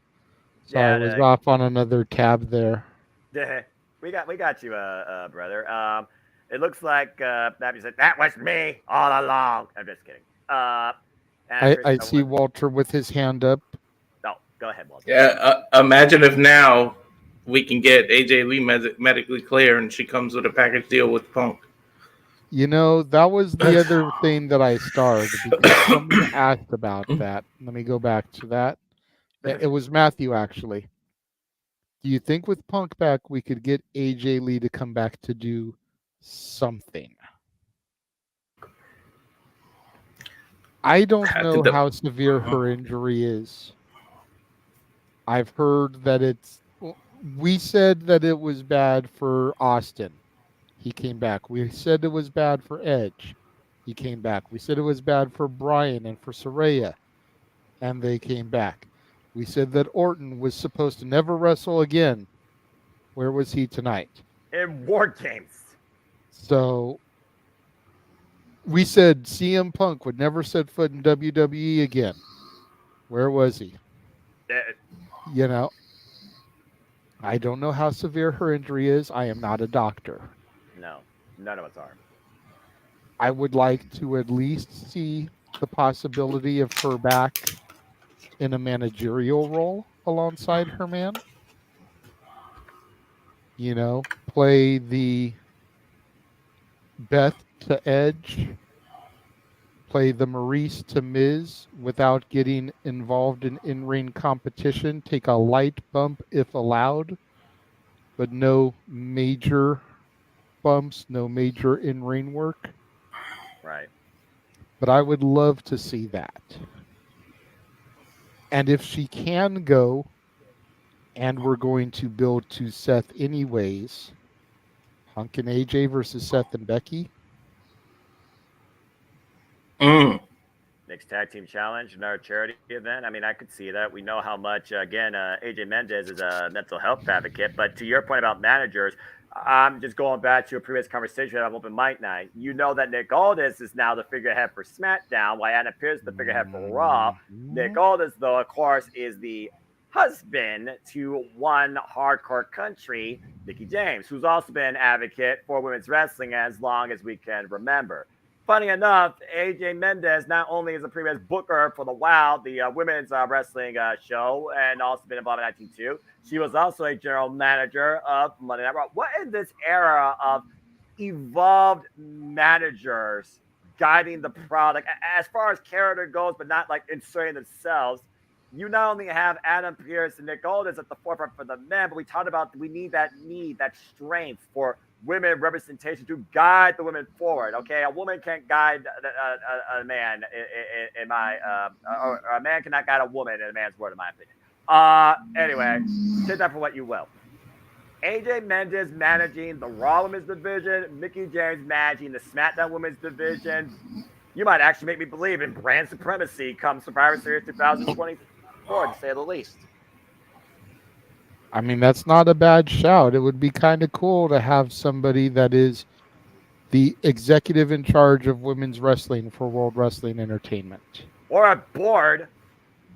And she could even be on both brands. Yeah. You know, but just to have that one person, that executive in charge of women's wrestling. Damn it. Give them more than just, yes, you showcasing them, but to our call earlier, are there actually being realistic challengers and top stars for the championship? Yeah, you literally rattled off the list of Rhea Ripley shorter and quicker than the lexicon of Jericho. Add Zoe Stark to it. Anyway. But if she wants to go back, yeah, I wouldn't mind seeing her as a manager for the Bill Brooks or CM Punk. if she actually can go in ring, because again, we never thought we'd see that with Saraya. Oh my gosh, the matches nowadays you could see AJ Mendez in AJ versus Roxanne Perez, please. Anyway, just for starters, nerd versus nerd, nerd power. Anyway. Got to give the people what they want. Damn right. In this era where it's not the divas and it's actually women wrestlers, I would love to see what AJ could do, barring the medical aside. I think it's all the balls in her court. If she can clear it, it's all about her. If she wants to, I'm sure WWE will welcome her with open arms. If she can get cleared or whatever role she wants to be in, I think they'll give it to her because it'll keep Punk happy on top of that, on top of everything else. And I know with all this Punk stuff, I know those of us with a job have never said this, but I cannot wait till Monday because he's going to open Raw. He's going to open Raw, and they're going to give him the mic, and we know what's going to happen. So it's like I can't wait till Monday. What would be great is if he came out there. So, what do you want to talk about? And then have Cody's music hit.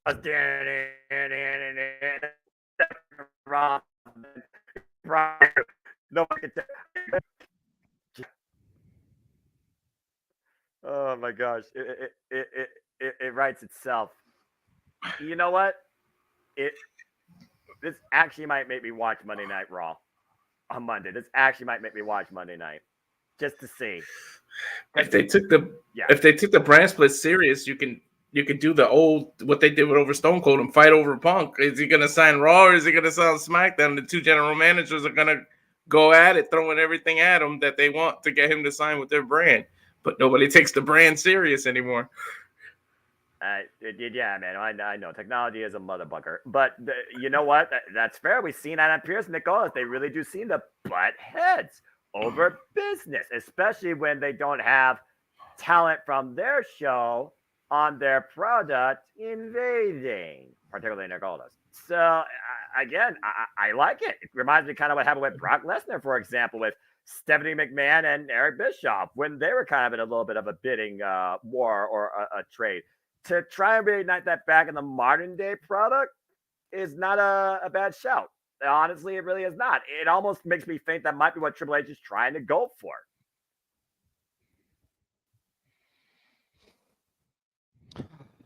This is too good. All right. Again, we've seen so many things on the 4-dimensional bingo card of wrestling industry. This just got sucked into the black hole. CM Punk is back in WWE. What the fuck? Yeah, seriously. Yes, boss man. I saw your hand go up. You're muted. I know it. Damn it. I just want to get my 2 cents on AJ. Or April, whatever the hell. Go whatever you wish. Right. I call her a taxi if she wasn't married. Anyway, love her. Always have. Anyway, shit. Sorry, Phil.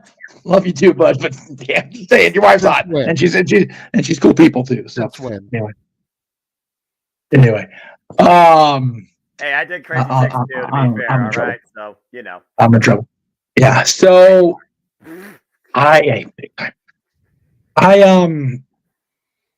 if I remember right, she not only with the injury she had, she was not cleared by WWE. I just don't think from what I remember her telling me in discussions and reading her book, she just doesn't want to wrestle anymore. Like, she's cool with the executive stuff, but like she's kind of like about the in-ring because, she was already getting banged all that. That's going to sound really bad. Let me try that again. She's getting already beat up all the hell as it is at such a young age. She didn't want to have that, going forward in her career. God, I'm just stepping on every, God. Anyway, and the house, scratched it all in the house. Goodness gracious. Oh my God. I would love to see her come back. I think the idea of having her either oversee the women's division or, like Noah said, having her and Nikki, be, dueling general managers, much like Nick and Adam. There you will find very few people more passionate about the evolution of women's wrestling than April Brooks. I'm telling you that right now. That's just the way she is. And she wanted the thing with WoW to work. It just didn't. It just didn't work out. And I would hope that with if you believe the stories or whatever, that Phil's departure hastened her departure, then him being back kind of opens that door pretty much double door wide open at this point. But I'm all for it if she comes back. I'm all for whatever keeps her mentality protected, Mr. Foster. Thank you. All right. I could be wrong. But I feel like we've talked for over 2 hours about Phil Brooks. I think you are correct, good sir. So we are going to take a small commercial, and we're going to come back and we will talk about the other man who made a return tonight. Good main event. Actually, I take that back. It's not going to be a small commercial. We're going to run James's little trailer about 3 minutes since we've been going so long here. So if you need to run to the potty, if you need to grab yourself a drink, you got about 3 minutes to do that. This is a trailer for Gary Hebert called 1 in a Million. It is about James's uncle, and the trailer has been put together by James himself. So check this out.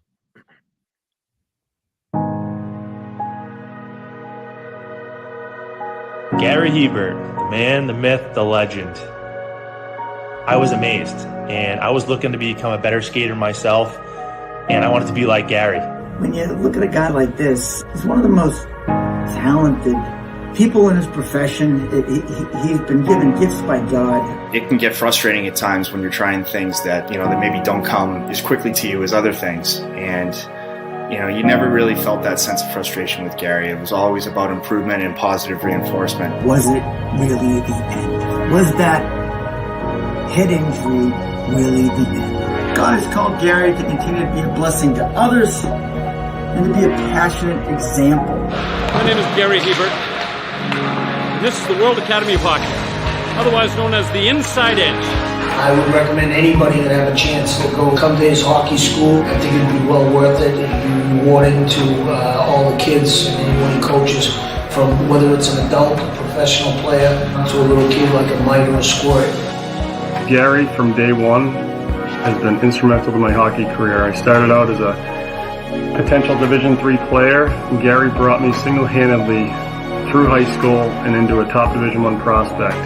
I owe it all to Gary, the biggest legend on and off ice there's ever been. Listen, watch, learn, be confident, and have faith. Those are the answers I was brought to. Yet, I only now am really learning how truly important those 5 things are. Through preparation, through appropriate thoughtfulness and thinking, we can learn to untie the typical knots between our ears that drive us into underachievement and underperformance. And lo and behold, we can learn, I think, to fulfill our God-given potential. Gary has the innate ability to make people not only better players, but better people. The life lessons they learn from Gary are incredible. You can always remember leaving that rink knowing as a player I got better or I had something to improve on to get better. And I think that's what you excelled on as a coach, is giving us the knowledge to know what we needed to do to get better. There's coaches who know the game, but can you communicate and create passion in your kids and in your players? And Gary's able to do that. Gary's got great knowledge and the great hands, but more importantly, his ability to connect with people and care for them. His communication skills, to me, really stand out and separate him, and that's why he's one of the best, in the world. Gary's a legend. He's a special, special man.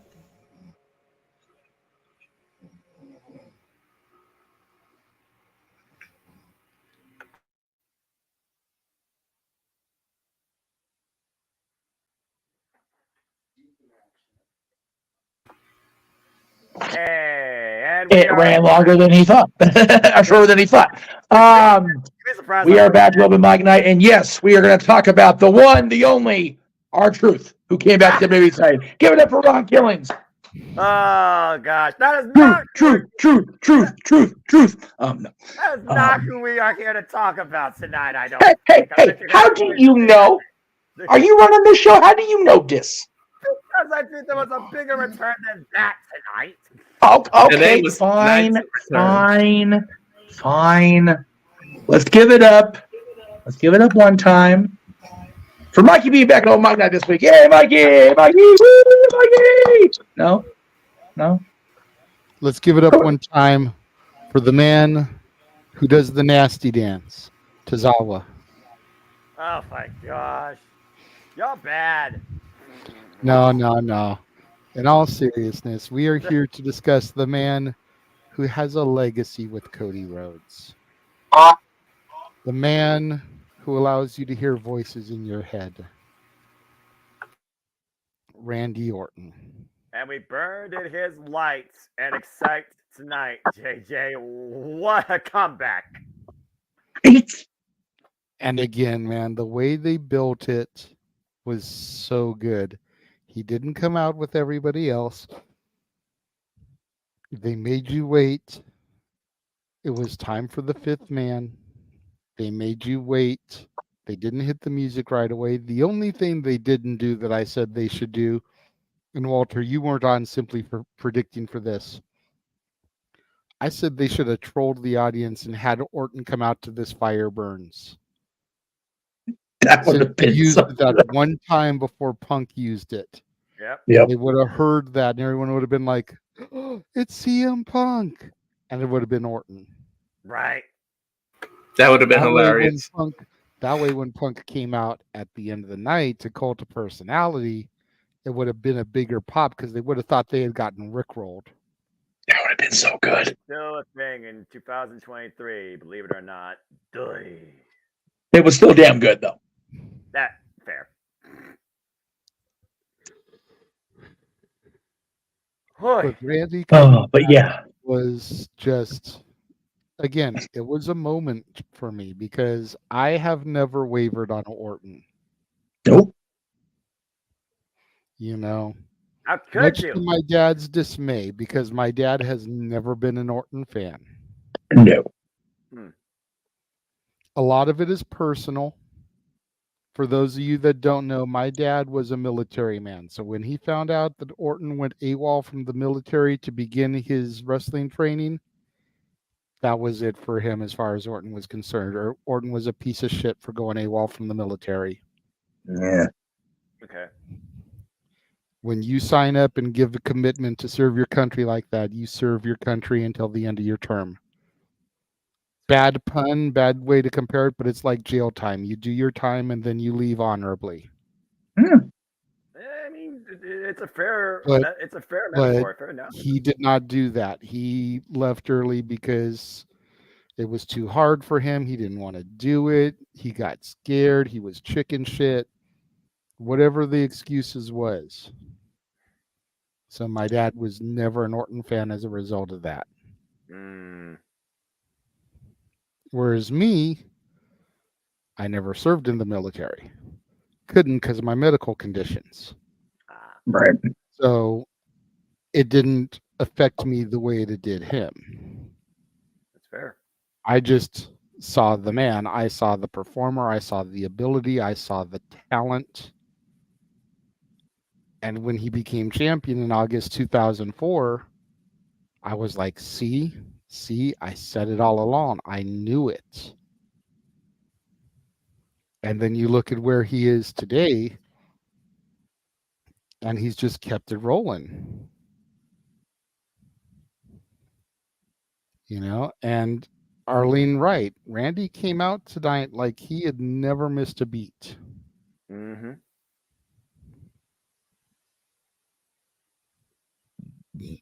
And that RKO was sick. Still not my favorite. My favorite will always be the Evan Bourne shooting star press into the RKO. I thought he literally killed him or broke his neck. To be fair, I think that's still one of my top 5 of all time. I don't blame you one bit. It's in every highlight reel. Because that was one of the first out of nowhere ones, really, where they did something special with it. Yes. So it's always going to be like one of the bars. Can it top that? Right. WrestleMania 31 felt like it was out of nowhere too, because he had him there and like a vibe. What did he do? He literally lunged up and dropped him like a bad habit. And if you hear the story behind it, how they couldn't hit it in practice at all, and then Orton said, "Yo, we're always safe. F it, let's do it," and they hit it. Yep. Yep. Sorry for the switch on the thing, guys. The phone took a shit for a second. No, it's all good, boss man. The computer for a moment. Yeah. But the Orton's return. The difference, the reason why I don't think we've spent as much time on Orton's return. Excuse me, once.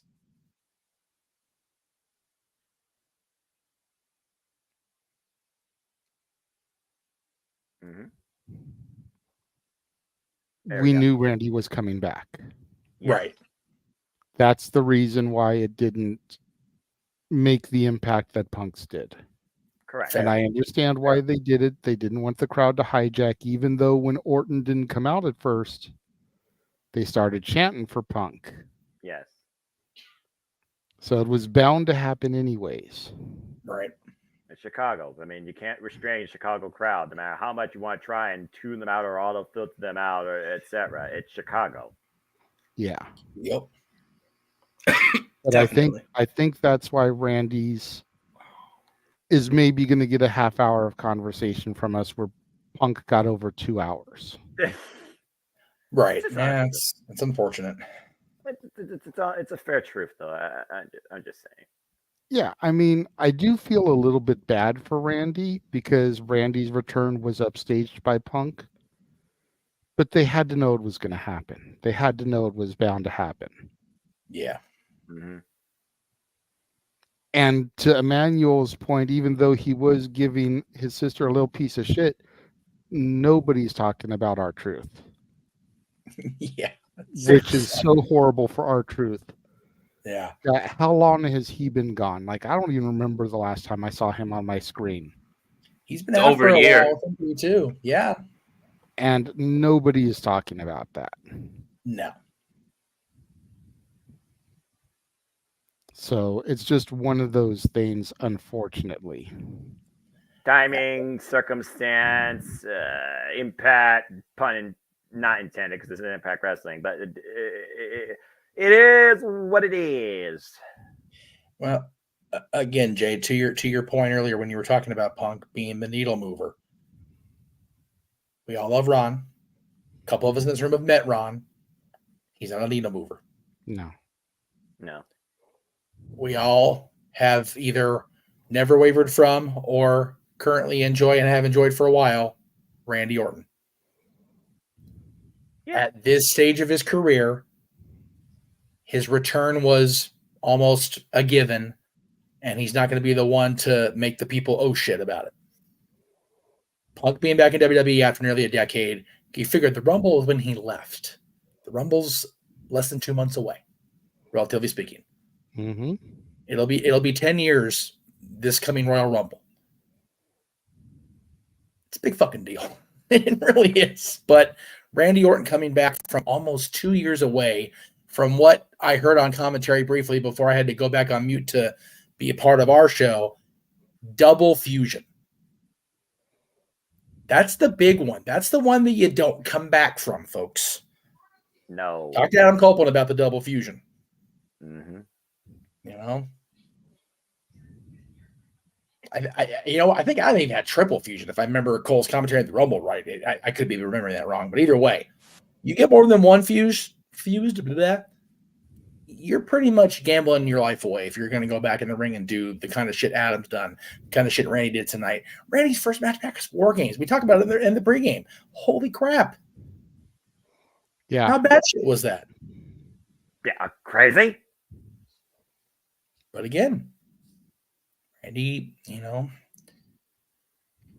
You can't keep a good man down, but you can't keep a bad man down even less. Randy's one of the baddest in the land. He always has been, even when he was the squeaky clean, burning my light babyface for that about 25 seconds in 2004.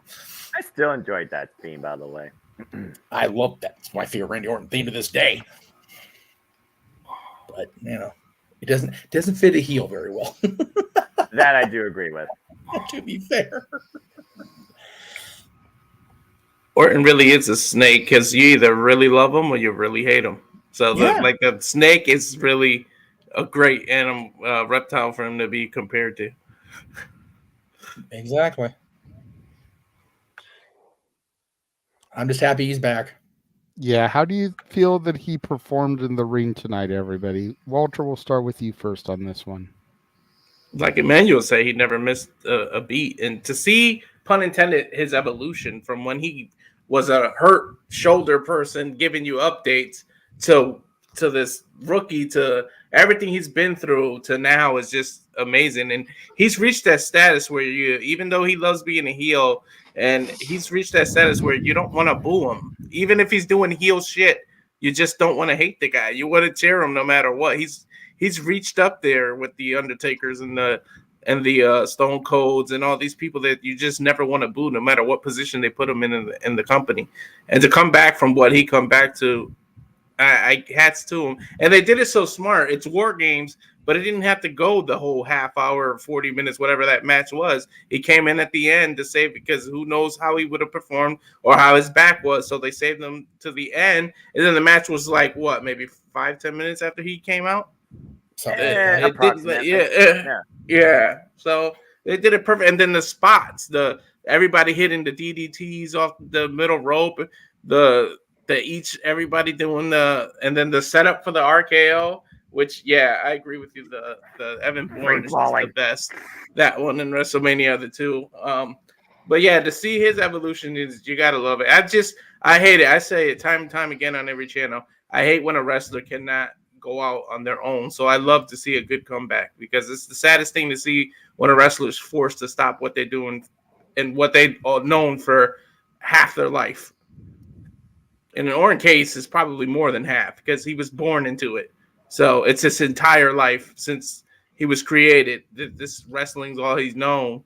And to have that taken away from you due to unforeseen circumstances that you can't control, it just sucks. So to see a good comeback, everybody loves it in movies. Everybody loves it in every aspect of life, a good comeback story. So I'm just glad that he's back, but it's the night of returns and it's going to get overshadowed, but kudos to him. I just kind of wish with the whole Matt Riddle thing, he wasn't released, because they got to do the one-on-one where Matt Riddle was the heel, but now you'll never get to see that because of his releases. But it'll be good to see what rivalries he's in. Maybe he'll get a couple title shots. I don't know if he'll go after Rollins, or is he Raw or SmackDown, or does he get to choose because he was injured? Right. Yeah, who knows? It's a good question. Because it'll be nice for him to go after Roman and see it. He won't win, but it'll be a different opponent for Roman. So kudos to him, and I'm just glad to see him back on TV and in the ring and healthy. That's the main thing. And damn, he looks good to be, 44, 45? Like, shit. Like, Orton has always, from the last 20 years, has one of the best bodies in the business. Like, he's always kept himself in tremendous shape. So it's awesome to see him back, and I'm glad. Agreed. Same. And Agreed. Arlene, no, I wouldn't mind that at all. In fact, I kind of wish Natalia came in out of nowhere. She's trying to bring in the briefcase. Wham! I love that you mentioned the Randy News Network promos, because even though I was a fan of Randy from his debut, that was the moment when I first saw star potential in him. Those RNN promos were like, okay, this kid is on to something. He's got personality. He's more than just a worker. He's definitely somebody to watch and bank on down the road. Mm-hmm. Jeff? Yes, sir. To you, sir. Oh, again, I'm happy for Randy. It's one of those things that you see somebody go down when, Walter's said it. I've said it for years too, doing as a fan and covering this shit for over 20 years. You hate to see somebody that has to go out without dictating the way they go.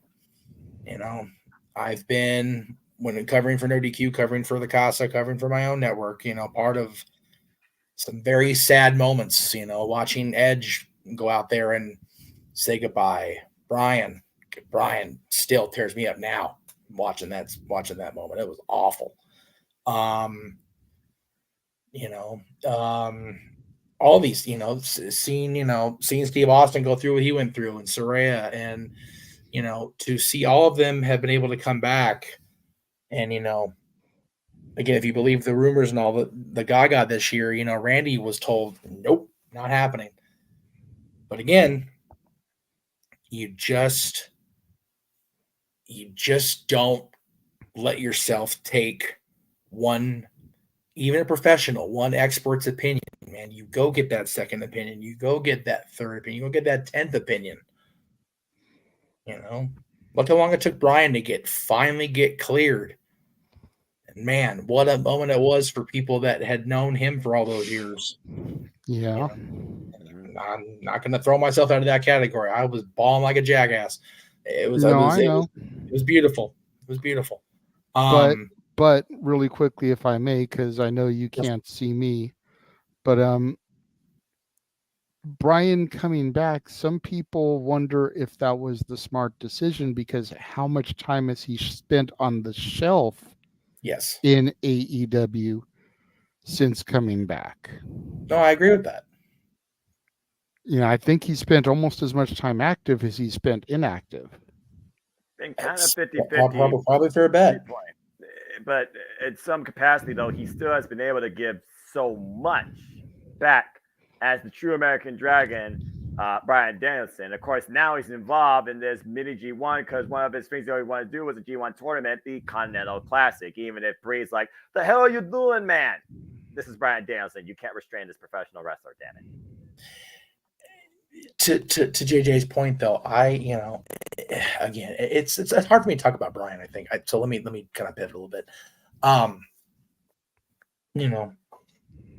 But yeah, he's been on the shelf as much as he's been active in the ring, and yeah, he gets to contribute these unbelievable matches that'll, pop any scale, Meltzer or otherwise, the last year plus with AEW. But at what cost personally? Is he going to have a quality of life where his little kids are going to be able to have their papa to, play around with after the fact? He's going to retire next year. Okay. Can we get him there in one piece? Can we do that? That'd be super. Randy's got what, 3 kids, 2 kids? Something like that. And he's not much older than me from what I heard earlier in the discussion. It's crazy that he's been away for 2 years. To Walter's point, he's been gone. He's been out of the ring almost 2 years. You figure the Usos were tag champions for a long damn time before they dropped him to Sami and Kevin at Mania, and that was earlier this year that they lost those titles. They were champions for, I believe, the entirety of 2022, if I'm not mistaken. You would be correct. So, almost 2 full years he's been gone. And, how much longer can he ask his body, as good as he looked in that ring, as in shape as he looked in that ring, what is all that beautiful cosmetic hiding beneath the surface with that double fusion in his neck? That's the key. Do we want to encourage him pushing too far? Like I said earlier, when it came to Punk, every person has their limits. We all have to learn as individuals and as a collective community what those limits are. Is Randy at that point? Is Brian's obviously at that point. Flair's body, to Emmanuel's comment, hit that point about 20 years ago, but I don't think Flair's brain gives a shit. It's It's going to be interesting. I am very happy for Randy that Randy was able to get back to it. But as I think about Randy's happiness being back, to JJ's point at the very top of this day, I fear for Randy's health and his safety. So we'll see how long the good feeling can last, much like with Punk being back, period. We'll see how long the warm and fuzzies last. Hopefully reality doesn't come back to bite us square on the nose. In both cases, for completely different reasons. I don't want it to. I'm not trying to put it out there. I'm just trying to be realistic and play the devil's advocate, if you will. Since we don't know who the damn devil is in AEW yet, I might as well be the devil's advocate, by God. Yep.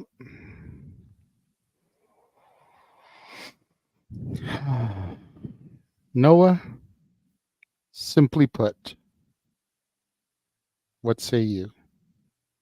You look at Undertaker's documentary, The Last Ride, and they always talk about that one phrase, chasing the dragon. But how far do you chase that dragon before you end up getting burnt by it or finally capturing it and can finally breathe a sigh of relief? I completed it. It's one thing for a human being in the wrestling industry to go out on a blaze of glory on their own terms, as we will see next year with Sting, as we will see next year with Bryan Danielson. And as of right now, Randy Orton is dictating that end. And he's not saying the end is here yet. He's not ready to perish. He is still adapting. There's a reason why he's still the last man going and standing for what was Evolution. Triple H dropped the boots after he had a heart attack and is still alive to this day, thankfully. Last year at WrestleMania, Batista went out to Hollywood a long time ago, quit not once but twice, including right here in my hometown of Toledo, Ohio. Big crybaby. Ric Flair, again, I think his brain is short-circuited with how much he believes he could still go. If he truly thinks he's God and can outweigh time and any bump he takes down the road, unfortunately, he might be his own worst enemy. For me, though, and shout out to our friend I know you all talk about all the time, Lisa, I just pray that Orton uses smart judgment. And to Orton's credit, he is one of those people that has a more slower, methodical approach, but he has suffered for with every bump he has given to himself versus who's been giving it to him. Remember, he puts these bumps on himself with the RKO. And tonight he gave us an RKO with somebody free falling more than what Tom Petty sung in that song. That being said, I just hope that they proceed with caution and Orton can finish out his legacy on his own terms. I still think they are going to set him at some point, and I think this probably would be the best last chapter for him, to be perfectly honest. I still think they're going to set Cody Rhodes versus Randy Orton because you even heard it yourself. You do the honors. He talked about legacy. We saw the video package, and Randy Orton was one of the very first men to hug him. We know a definitive event is there for Sting, for Bryan Danielson. If he can survive this Continental Classic and Kazuchika Okada at Wrestle Kingdom, crazy son of a bitch. But we don't know necessarily if Randy Orton is on his last ride. If the voice in his head is saying now is the time to finish out and put it up. You have this golden chance. Don't blow it. Don't abuse it. I really do hope that Orton proceeds again with caution, but finds his way to the end that he wants versus what medical and his body very well might be dictating. And I think that goes for anybody, male, female, worker, spectator, even us for that matter, when it comes to not just the wrestling industry, but for what you want to do and accomplish in your life. So, especially being a family man, where again, I always talk about priorities for passions. There's no bigger priority in life, I think, than family, but in WWE, that becomes your life, basically. And Randy Orton has been doing this now for the better part of over 20 years, if we're being perfectly honest. And has definitely given his just due, not to be a Hall of Famer, but to be happily, I would think, retired too.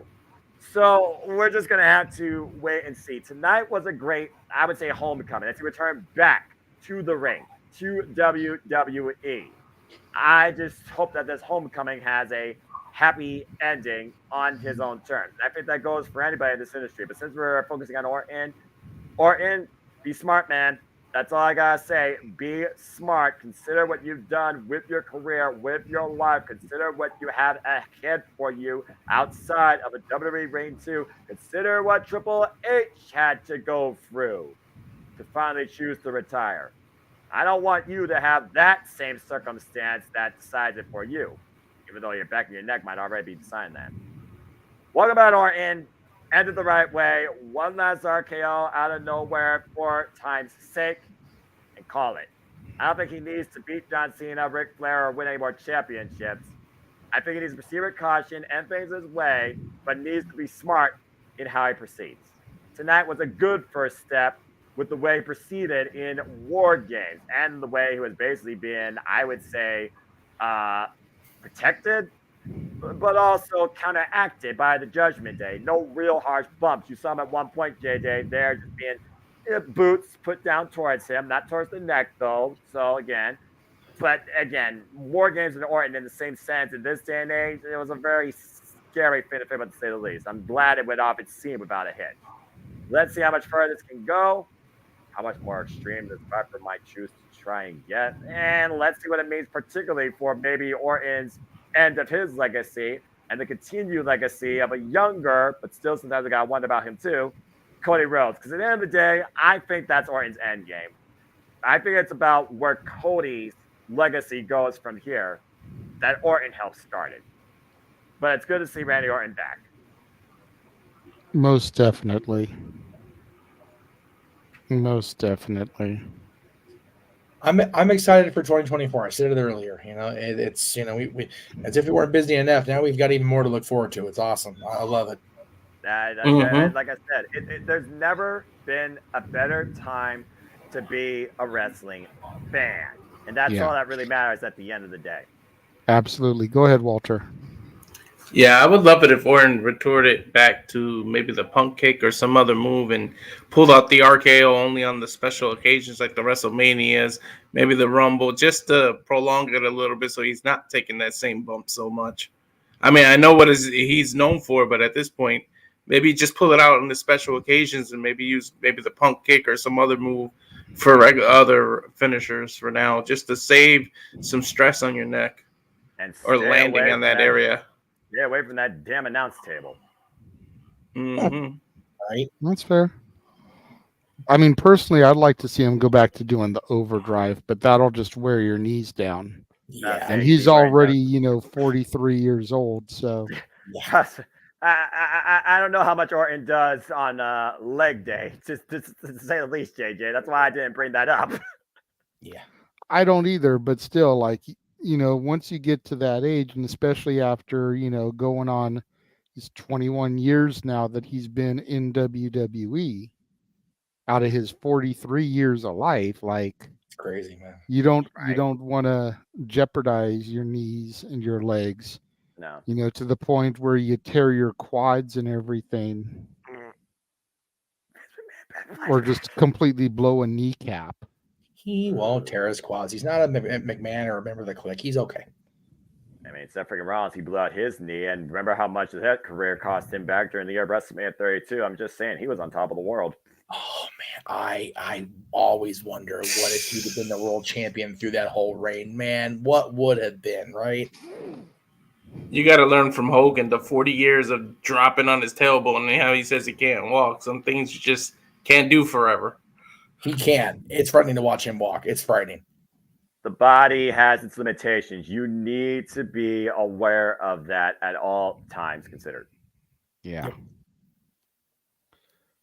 All right. Good shit. Honestly, I don't have anything else that I wanted to talk about. I mean, I know Jeff and I had originally had a topic, but that was before we went over 2 hours on CM Punk. Right. So it's like it can always be tabled for another day because it's not like it's completely time sensitive. No. So what I think I'm going to do is I'm going to run our little trailer to show all the upcoming special episodes of Open Mic Night that are going to be coming to everybody. And then we can just start running through our shills. Datilla said that she would be here at some point, but we're kind of getting ready to go into the shill portion. So if she does, she does. If she doesn't, she doesn't. Yeah. But I'd kind of like to try to be off the air before midnight for first time in a long time. I think that'd be cool. So we're going to run that little 40-second trailer and we'll come back with our shills. Hey.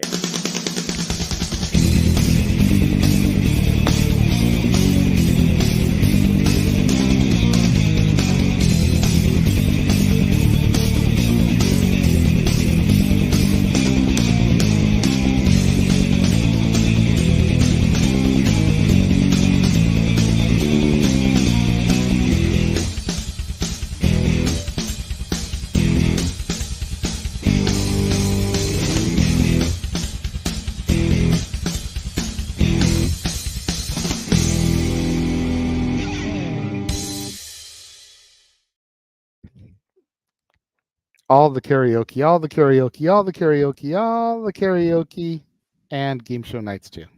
I am not, I repeat, I am not George Michael. Stop it. So are you Andrew Ridgely then? Yeah. I'm not answering that. I'm nothing. I am nothing. I am simple. Simple man only does commentary. Well, considering that CM Punk came back tonight, we need to now talk to Aaron tomorrow on the No DQ review and book him in advance for 80s karaoke night so that we can have him playing the sax while Noah sings Careless Whisper. For Noah, that's what I call slow jam. Yeah. Yeah. Slow jam. Yeah, Noah. I knew that was going to come eventually. Good God. But no. Hey, you have to admit, I've been good. That is the first time I've thrown one of those graphics up tonight. Yes. Fair. What we need to do first, JJ, though, is book Aaron as a saxophone accompaniment to Noah singing Cult of Personality during wrestling karaoke. All I want for Christmas is for Noah to sing, Noah to sing, Noah to sing. All the karaoke for Noah to sing. We can wish a Merry Christmas. And for Aaron, hashtag ship the sax. Almost made it a whole show without Noah getting pissed off at JJ. Damn it. It was not to be. Anyway. All right, so let's start running through the shows here. Yes. He was on the show earlier today. Make sure you follow the Cleveland Combatant on the Twix at Walking Hymnal, on the Instagram at MallowMangram. Give him a like, give him a follow. Check out his articles when he writes them for NoDQ.com. As controversial as they may be sometimes. He is not in the room, but he did super chat $25 for Josh to sing Cult of Personality. So follow Big Baller G on TikTok at Big Baller G1988, on the Twix at NoDQ_Big Baller G, on Threads and Insta at NoDQ_Big Baller G1988. You can always, yes, Jeff. WrestleCade tomorrow for him too. I just want to make sure I threw that out there in case you didn't have it loaded. I didn't see it in the graphics, so we deleted it because it was this weekend. So, oh well, I think he's there tomorrow too. That's the only reason I wanted to bring it up. Sorry, I apologize. Sorry. Make sure you follow me on Instagram at the Renegade JJ Williams, on YouTube Casa D18 Studios, on the Twix at ROWJJ Williams. You can also subscribe for the members only section of the Casa D18 Studios. Only $5 to get all kinds of exclusive content, including retro match calls and whatnot from Noah and I. We did not do one specific for November, but we will be giving you a Christmas present come December as Noah and I call the trilogy that is Ric Flair versus Ricky Steamboat. Oh boy. I'm going to have to try to figure out when we can work those in amidst all the other stuff that we have to do. Oh yeah, Lord help us. I can't wait for his apology article on CM Punk for being Mark of Meltzer. Yeah, that's for Josh. Yeah, as he deserves. Surprised no one in the chat besides Arlene and me didn't want to know what a scene. They're all broke. You just had Black Friday, all right? They're not going to do anything before holiday season. Why I keep saying y'all need to worry about your freaking Christmas vacation or go into hibernation, get your kids from the airport as they come back from graduation. Do something more spectacular with relaxation. Have something else in mind that puts you onto a submission of great, slumber, okay? Have a great, some sort of like dedication to celebrating our Savior. You don't need to do anything with me. Superman only does commentary. Doesn't do singing. Shh, Noah, quit while you're ahead before somebody does it. Do you not ever learn your lesson, bro? Noah, don't tempt us. Remember what happened on Disney Karaoke.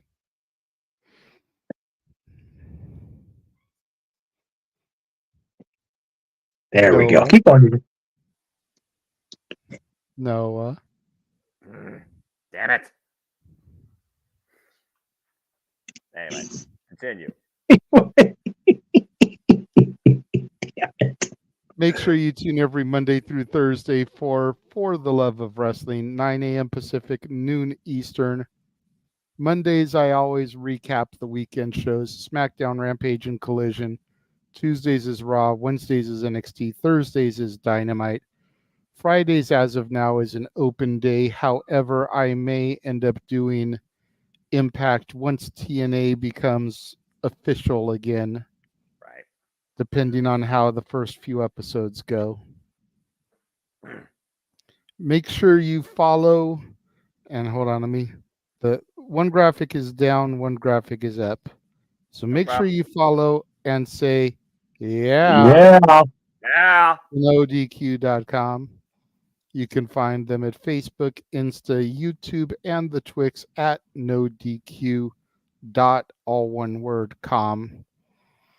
Check out Aaron's live recaps and reactions every Monday, Wednesday, and Friday as he discusses Raw, Dynamite, and SmackDown. And make sure you guys tune in to the No DQ review tomorrow, 5 Pacific, 8 Eastern. Jeff, Walter, myself, as well as Bossman Rift and the moderator Virtue will all be in the chat room. Possibly not Aaron. Possibly not Aaron? Yeah, because of the COVID voice. Yeah. God bless him. Don't know for sure. Splendid time should be had by all.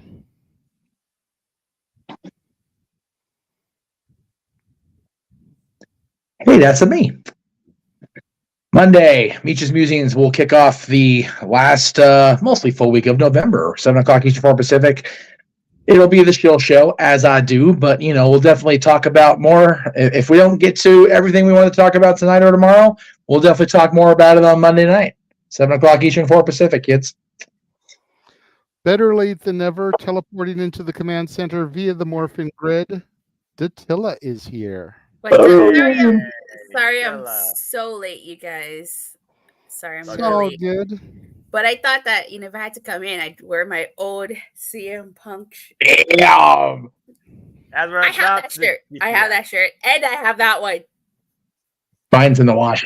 Sorry. This is like the first time Well, I have not worn this shirt since he left WWE. So I haven't worn this shirt in like over 10 years. and then 7 to 10 business days, JJ and I will have new CM Punk shirts. You guys got the Survivor Series shirt? Hell He went yeah. online and ordered it. It's getting shipped to his house, and then he's going to ship it to me. Nice. Freaking bloody Nice. mood. That's awesome. I kind of caught part of your guys' stream at the beginning, but I didn't catch all of it. So right. Yeah. But you guys did a good show. You guys always knock it out of the park. Thank you. We do appreciate that. Well, you made it just in time for the shill portion. So when we get to your show, you can tell everybody about, the recap you just did and how they can find it and everybody. Mm-hmm. But also was here earlier today, Stat Boy Mike. Make sure you go follow the Bar Keeps for Stat Boy Sports Bar on social. On Facebook, they can be found under their names, Dory Lou Hathaway or Mike Caldwell. On Twix, it's Hathaway Lou or LB Stat Kid 1977. And on Insta, it is Dory Lou or Statboy 13. Show airs traditionally every Tuesday at 4 o'clock Pacific, 7 Eastern. Sometimes it has to get rescheduled due to life issues, but shit happens. Make sure you tune in this Wednesday. And follow Greg on all his platforms, Facebook, Insta, Twix, and YouTube at Greg Cherry Brand. Again, traditionally, every Wednesday, 4 Pacific, 7 Eastern. I know there was a little bit of a swap last week or 2 weeks ago, whichever it was, when you had the the show. He went to go meet MJF, and he had shenanigans on Wednesday, so y'all flippy-floppied like a Young Bucks match. Ours is much better than Young Bucks match, though, to be fair. That's fair. That's a low bar to set, but, Low bar. But yeah, make sure you check out the Greg Cherry Show on Wednesday. Greg, Matty Laws, I believe Jeff is supposed to be there this week after being out of action the last couple of weeks on the show. Yeah, unless something drastically changes, and we'll be talking about the college football after today. Lord knows, and probably about NFL football. Cowboys won this week at least, so there you go. Datilla, tell everybody where they can find you. You guys can find me at Rangers of Wrestling YouTube channel. I cover pretty much every show, well, except NXT, New Japan, Ring of Honor. And I will be covering Monday Night Raw. I just did my Survivor Series review. You guys want to check that out? I do like Power Rangers, so I do videos on Power Rangers. I mostly do unboxings. I did a video on Tommy Oliver because this past Sunday was the 1-year anniversary of his passing. So I had to do a video on that. Okay. Yeah, and if you guys are Power Ranger fans, go check out the video she did as a tribute to Jason David Frank. I tuned in and watched. I think I maybe missed like the first 5 minutes of it, but I was there for the majority of it. It was very well done. Her and her friend giving their thoughts and memories about favorite matches that were Tommy-centric. Matches?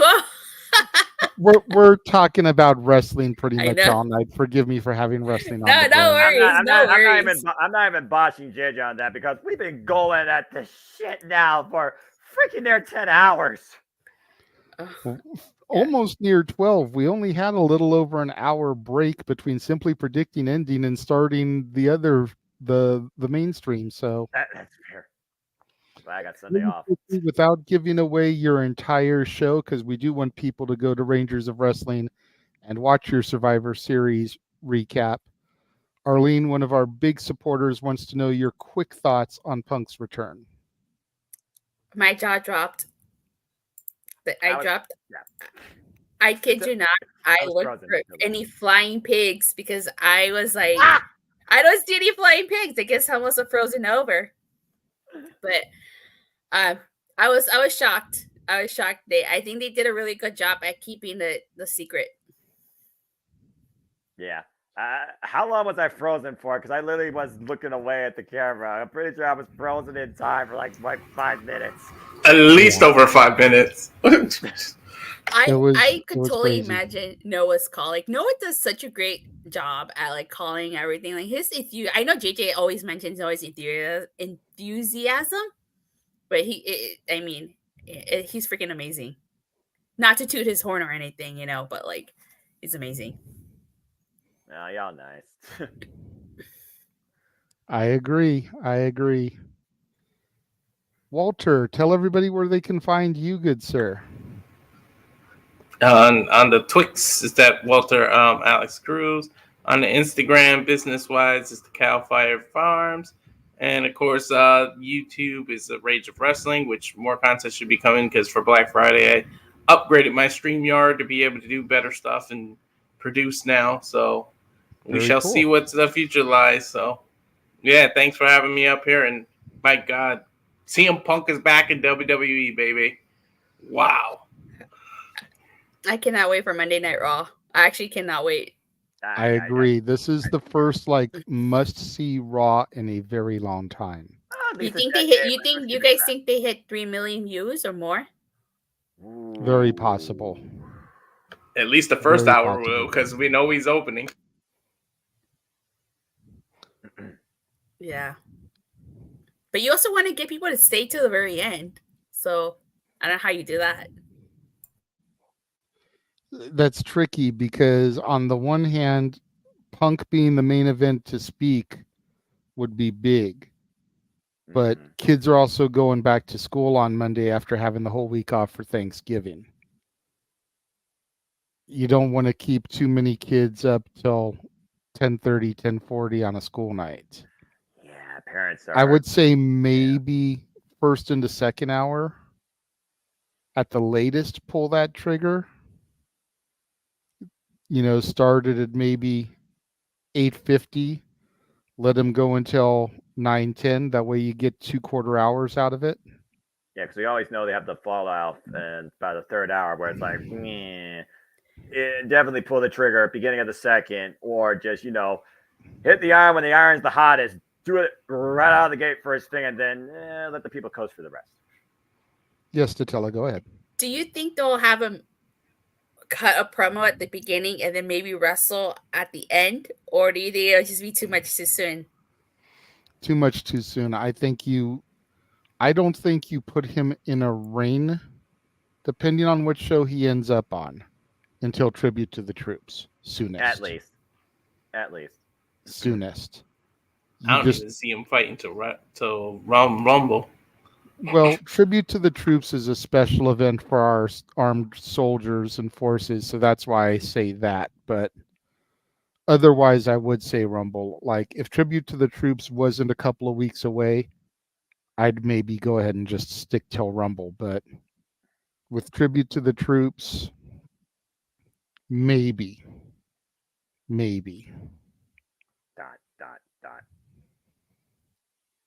It's crazy. Yeah. It was what a crazy night. Right? Most definitely. Yeah. It's not that they're wimps these days, Emmanuel. It's just that responsible parenting would dictate that you try to have your kids in bed by a certain time. Oh, ding, ding, ding, ding, ding. $5 super chat from 26.2 miles outside of parts unknown. Says, sorry I'm late. If you're TK, what's going through your mind right now? I will say 26.2 miles. We did address this earlier. I know you just joined us. So just very quickly, couple of words. Datilla, you can elaborate a little bit more since you didn't say earlier. In fact, we'll let you go first. And then we'll go Walter, Jeff, Noah, to me.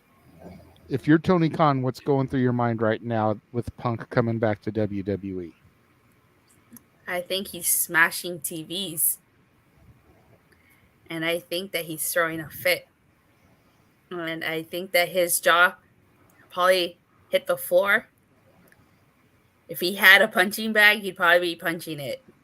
I'm pretty sure he's shocked, just like everybody else. But I think in the back of his mind, he probably knew that's where Punk was going to go. I definitely would like to see a reaction, especially if they give Punk a microphone and he goes out there and he buries Tony Khan in AEW. I think that'll get a response. I think he's definitely going to say something about that.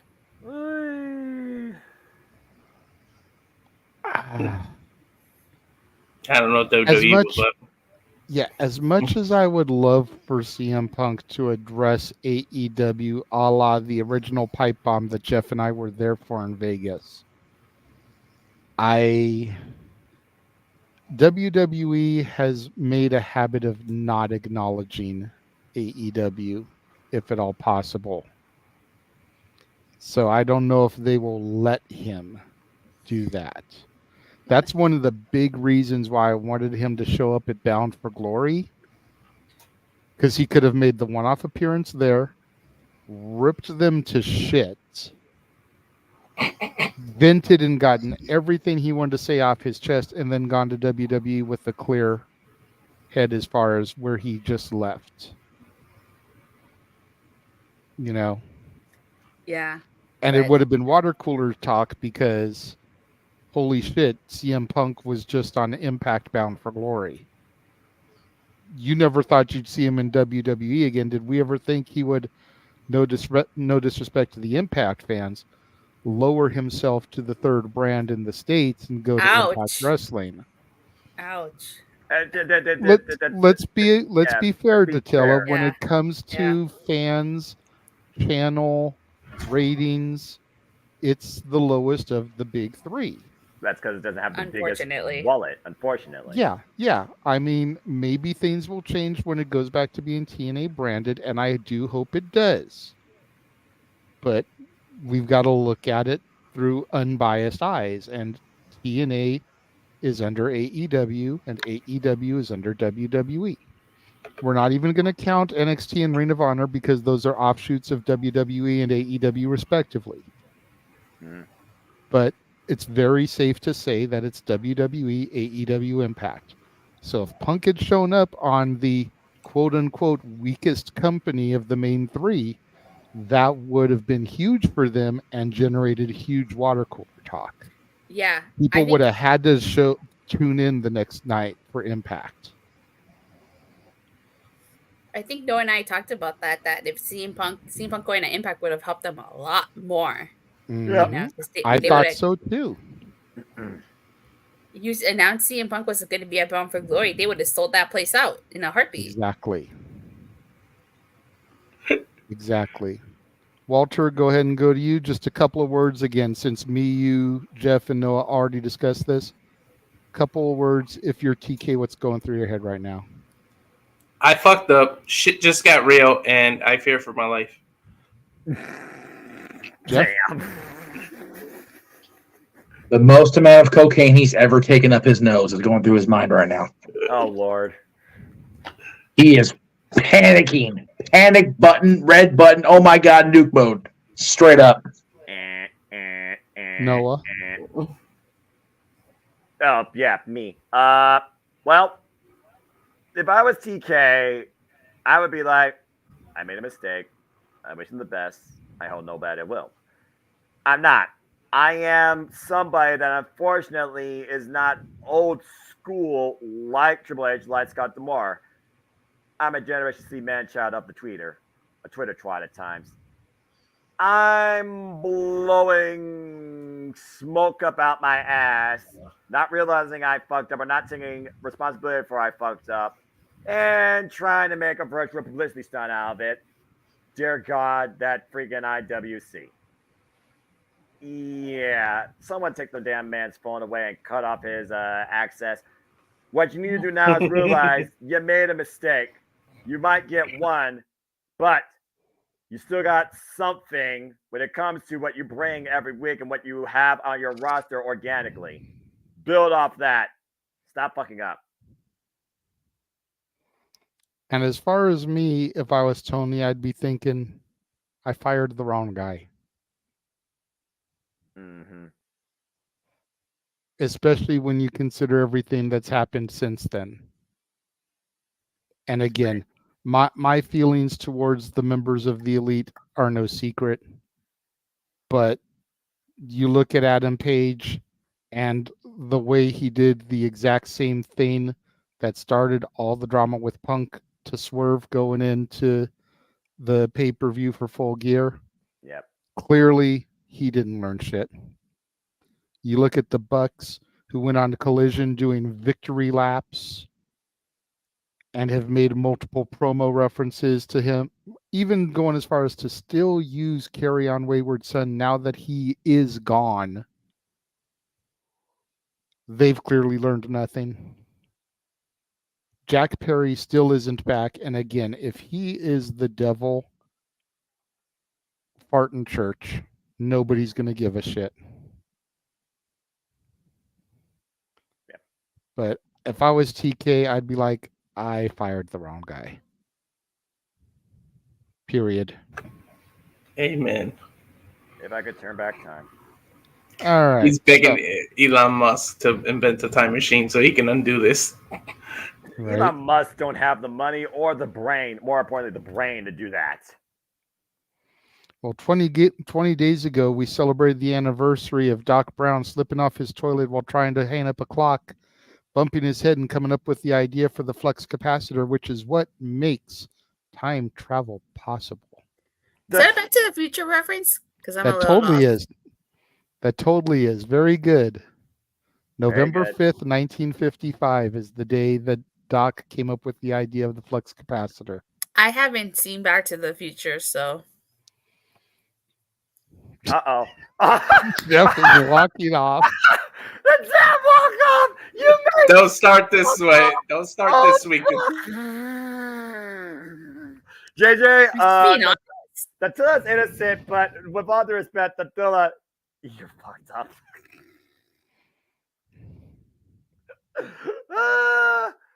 Oh no! I'm sorry. It's only Jeff's favorite movie of all time. That's why that The happened. font of the shirt, the tranquilo. JJ, let's assume Tranquilo. let's assume the plugs, I, shall I we? was gonna say Datilla because that is written in Back to the Future font. Oh, I know that. I know that much. I know that. I've never seen Back to the Future. You got to remedy that, girl. Probably All should right, not so say that out loud. he was here earlier to sing something there from Beauty and the Beast, but you can follow James on Facebook at James Hebman Hebert, on the Twix and on YouTube at jhebertside95. I know he is thoroughly peeved at the return of CM Punk tonight, so I almost would not be surprised if he makes and releases a Jay Hebert Side of Things video in the coming week, expressing his feelings about it. He chose not to stay on the show and express his feelings about it tonight because he had a feeling that pretty much everybody was happy about it and he didn't want to be a buzzkill with his negativity. So we definitely appreciate that because, yes, pretty much everybody on the panel here tonight has been in a celebratory mood. So I appreciate the fact that he kind of read the room and didn't want to be a Debbie Downer about it. But I also know James and know that I know James and I know the fact that verbalizing really helps him get his emotions and feelings out. So I would not be surprised to see a Jay Hebert Side of Things come through about that. Oh boy! Don't say Back to the Future is I overrated. can't say anything about the movie until I actually watch it. Can I say something, JJ, if I may, please? So to be kind of honest here, like part of me kind of didn't want CM Punk to show up just because I wanted to see the outrage on Twitter that would have happened if he didn't show up. You want to watch you want to watch the world burn? Hey, sometimes like, you know, because in my head I was like, no one told us CM Punk was going to be here. We all just kind of had it in our heads, but I kept saying there's 10 minutes left. Ask this too, because I kept putting it 10 minutes left. There's still 10 minutes left. But you know what? I'm not upset that he was there. I'm just saying, you know, I wouldn't have minded if he wouldn't have been there. I wanted to see the chaos. I want to see the world actually live on in a state of stability. I know peace is impossible, so that's just me. I'm just saying. But like, I'm not upset that he went back to WWE. I'm not saying that at all. You know, I get you.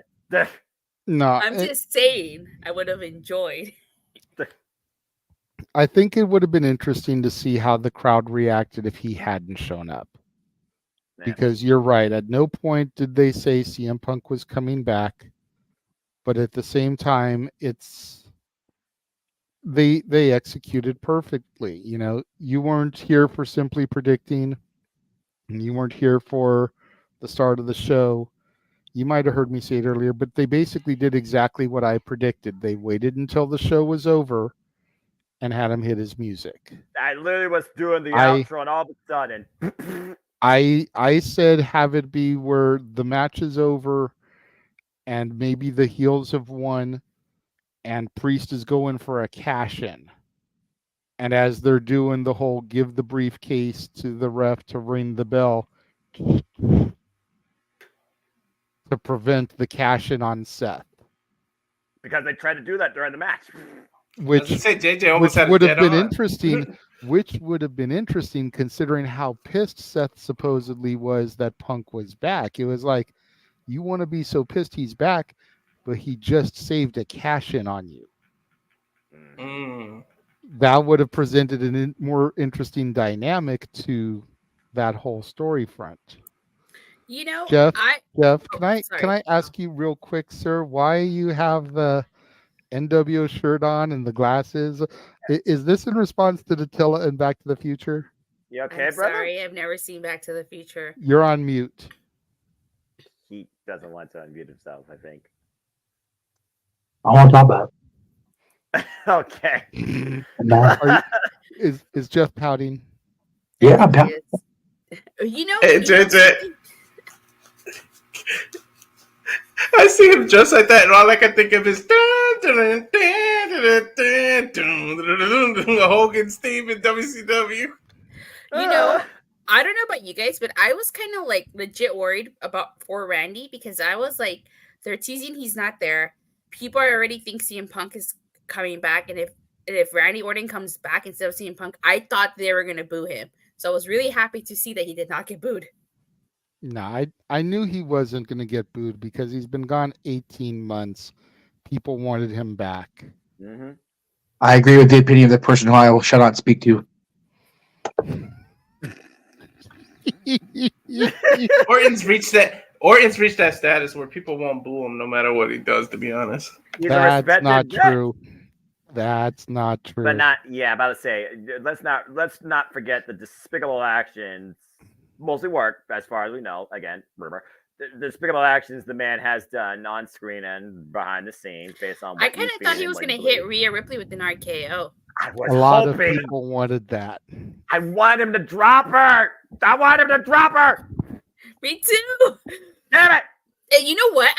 I legit thought she was gonna stop him from entering the cage. Like I thought she was gonna be holding the door and stuff, and then have her kind of like tease, like, "Oh, what are you gonna do?" And then have Randy kind of like tease, like, "Okay," and then come back and just RKO her. That would just be so good. But that didn't happen. I hope this happens. Randy Orton comes down on Raw. He talks about that he's glad to be back, and Rhea Ripley, being the voice of the Judgment Day, the most dominant force, she comes out, tries to confront him. Says that mommy's always on top. Randy Orton drops her like a bag. Oh yeah, that would be so cool. Anyway, you have homework now. For real though. Do I have to watch all three or just one? At least the first one. I would say at least the first one. If you enjoy the first one, then go on to the other two. Where can I watch Back to the Future? Because I don't have no idea. If I have to pay, if I have to get a new streaming service, it's out of the question.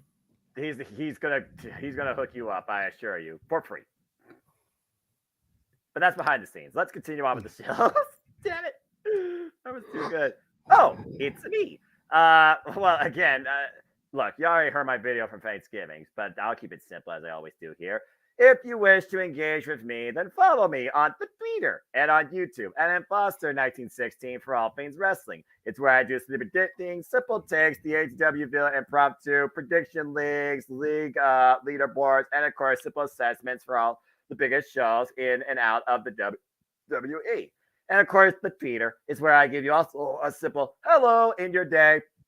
And live results usually for All Elite Wrestling, New Japan Pro Wrestling, and other things wrestling too. But I'm not calling stuff the Jeff JMN Multiverse of Media because it's kind of hard to multitask and do both because the same level of excitement is not shown in text the same way I express myself on air for all of you that you allow me to do. But yeah, it's as simple as that. And Foster 1916, the Twitter and on YouTube. The simple YouTube channel continues to be what it continues to be. Will it evolve in 2024 before the end of 2023? Who knows? You'll just have to wait and see whatever time or whatever the people may want to see. I mean, I used to do the simple chat, so we shall see indeed. And again, thank you 26.2 as well for the super chat and following our content. There you go. Arlene says it is on Peacock. Oh, there you go. It's free as far as he knows. If not, okay. Well, well, now I have a reason to actually use my Peacock account besides the WWE stuff. I don't use Peacock for anything besides that. There you go. Thank you. I'm the exact same way. And while Noah is shilling things that you can find him on, make sure you guys stay tuned at the end of the year so you can find him on Noah. That's what I call music. Noah, that's what I call slow jams, just reaction. And Noah, that's what I call Disney. Regret. There's nothing but regret. The freaking regret. See, even Disney, even Noah goes to Disney and has a blast. Still don't believe in magic. Cartoon Network Nickelodeon guy for life. Don't care what anyone else says. Damn it. Jeff. I stand by what I am. Anyway. along with my amazing logo based on my amazing favorite movie. Oh my God, I'm Follow sorry. me at the socials. They're on the at Jeff Meacham here on YouTube, _ Jeff Meacham on Twix and Instagram, Jeff Meacham Network on Facebook, and go watch the damn movie and buy my shirts. Yeah. What did you do to Tilla for real? I said I was sorry. I've never been the biggest fan of Back to the Future. I prefer Star Wars. You just drove the knife deeper into his heart. I just want you to know that. Well, he does like Star Wars too. So That gives him credit. Oh, it gives him some credit. All right. Oh my gosh. He would have had a heart attack if I said I didn't like Back to the Future and Star Wars and Disney. that's true. He would have. That's fair. You probably would have been banned from the channel. About to say the exile. Jeff would have turned as petty as Vince McMahon. Damn. Did you see Bueller's Day Off? Yeah, I've seen that one. Okay. What are you looking at me? CDs are irrelevant. Everything's digital. They're the freaking guys who run this dang thing that are trying to manufacture this CD. What am I supposed to do? I'm the one that's at everyone else's mercy and the things I do for friends. And you all reduce my dignity from commentary to singing the most ridiculous nonsense whatsoever. That freaking George Michael now being talked about a comment.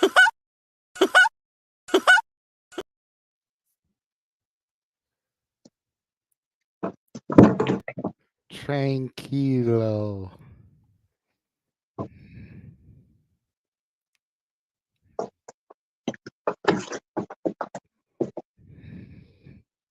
Noah? I think Noah should pout with me about this. I give a reason to pout, but I'm fine. Say it one more time and I'll believe you. I'm fine. I'm not fine! Get it? Everything is fine. This is fine.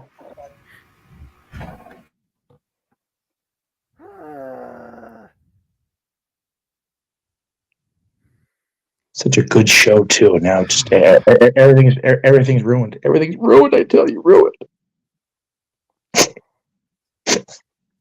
I agree. That's what I'm hearing as well, and that $25 needs to come to my end of things. You'll switch. This fire burns. Oh, switch and like, engage. wait, he'll switch. I was about to say, is that a Luchasaurus reference? What's going on here? We're all confused.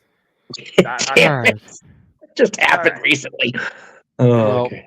I'm better now. that I'm is- okay. That is Okay. pretty much it for the shows. I do have one show left that I want to show, as it is next week here on Open Mic Nights. Time Tibbid. Yes. We will be welcoming a special guest to the panel. Some of you have heard us mention him and plug him in the past. Friend of the Multiverse. Dino Told You So will be joining us on Open Mic Night next week. Oh, that's pretty cool. Nice. Longtime friend of ours. Yes. Former SoCal resident, trained with the Santino Brothers Wrestling Academy. Yes. Now lives in either Arizona or New Mexico. Forgive me for getting which one, brother. Yes. But he's traveling. He's a traveler. He goes state to state, just like the old territory system. He'll go to any company that'll have him cross the 48. He's got his passport. He's vaccinated. Yes. We will Fuck have this him man. on. The reason why time is TBD is because he is booked next Saturday. So we will either have him prior to his match or after his match, or possibly both. He will be on to answer any fan questions, to answer any of your questions. Me and Jeff are basically going to kind of like lay out for that one because he's a buddy of ours. We've talked to him numerous times. So anything that y'all Datilla, Noah, Walter, James, people in the chat room, anything that you guys want to know about being a worker in the business. He will answer any of your questions. Interesting. So make sure you tune in next week. Once again, as our good buddy Gino told you so, will be joining us on Open Mic Night. But as ever, if you want us to dictate this conversation flow, you got a super chat. It is really as simple as that, kids. Arlene Much like Arlene. Yes, that went to your channel, so that does not go towards Noah singing Kill Switch Engage This Fire Burns. Well, then I will hum the Back to the Future theme as we go off the air for that. Thank you, Arlene. Somebody should. But Noah has something to about Back sign to the her Future copy tonight. of the CD. We'll get the CDs printed for Christmas. We promised for Christmas, folks. We said around the beginning of the year. Okay, we did that. Star. Okay, New Year's. Y'all are nuts. But considering that it's 1 month till Christmas, little over a month till New Year's, and I'm only in February going back through Open Mic Nights, may not be ready right at the first of the year, but it should still be ready, we'll say by mid-January. There you go. Good God almighty. At least, Noah, at least you should be confident in knowing that Noah, That's What I Call Disney, does not have enough tracks for a full release yet. Nor does Noah, That's What I Call Slow Jams. So all you got to worry about is Noah, That's What I Call Music Volume 1. Ridiculous.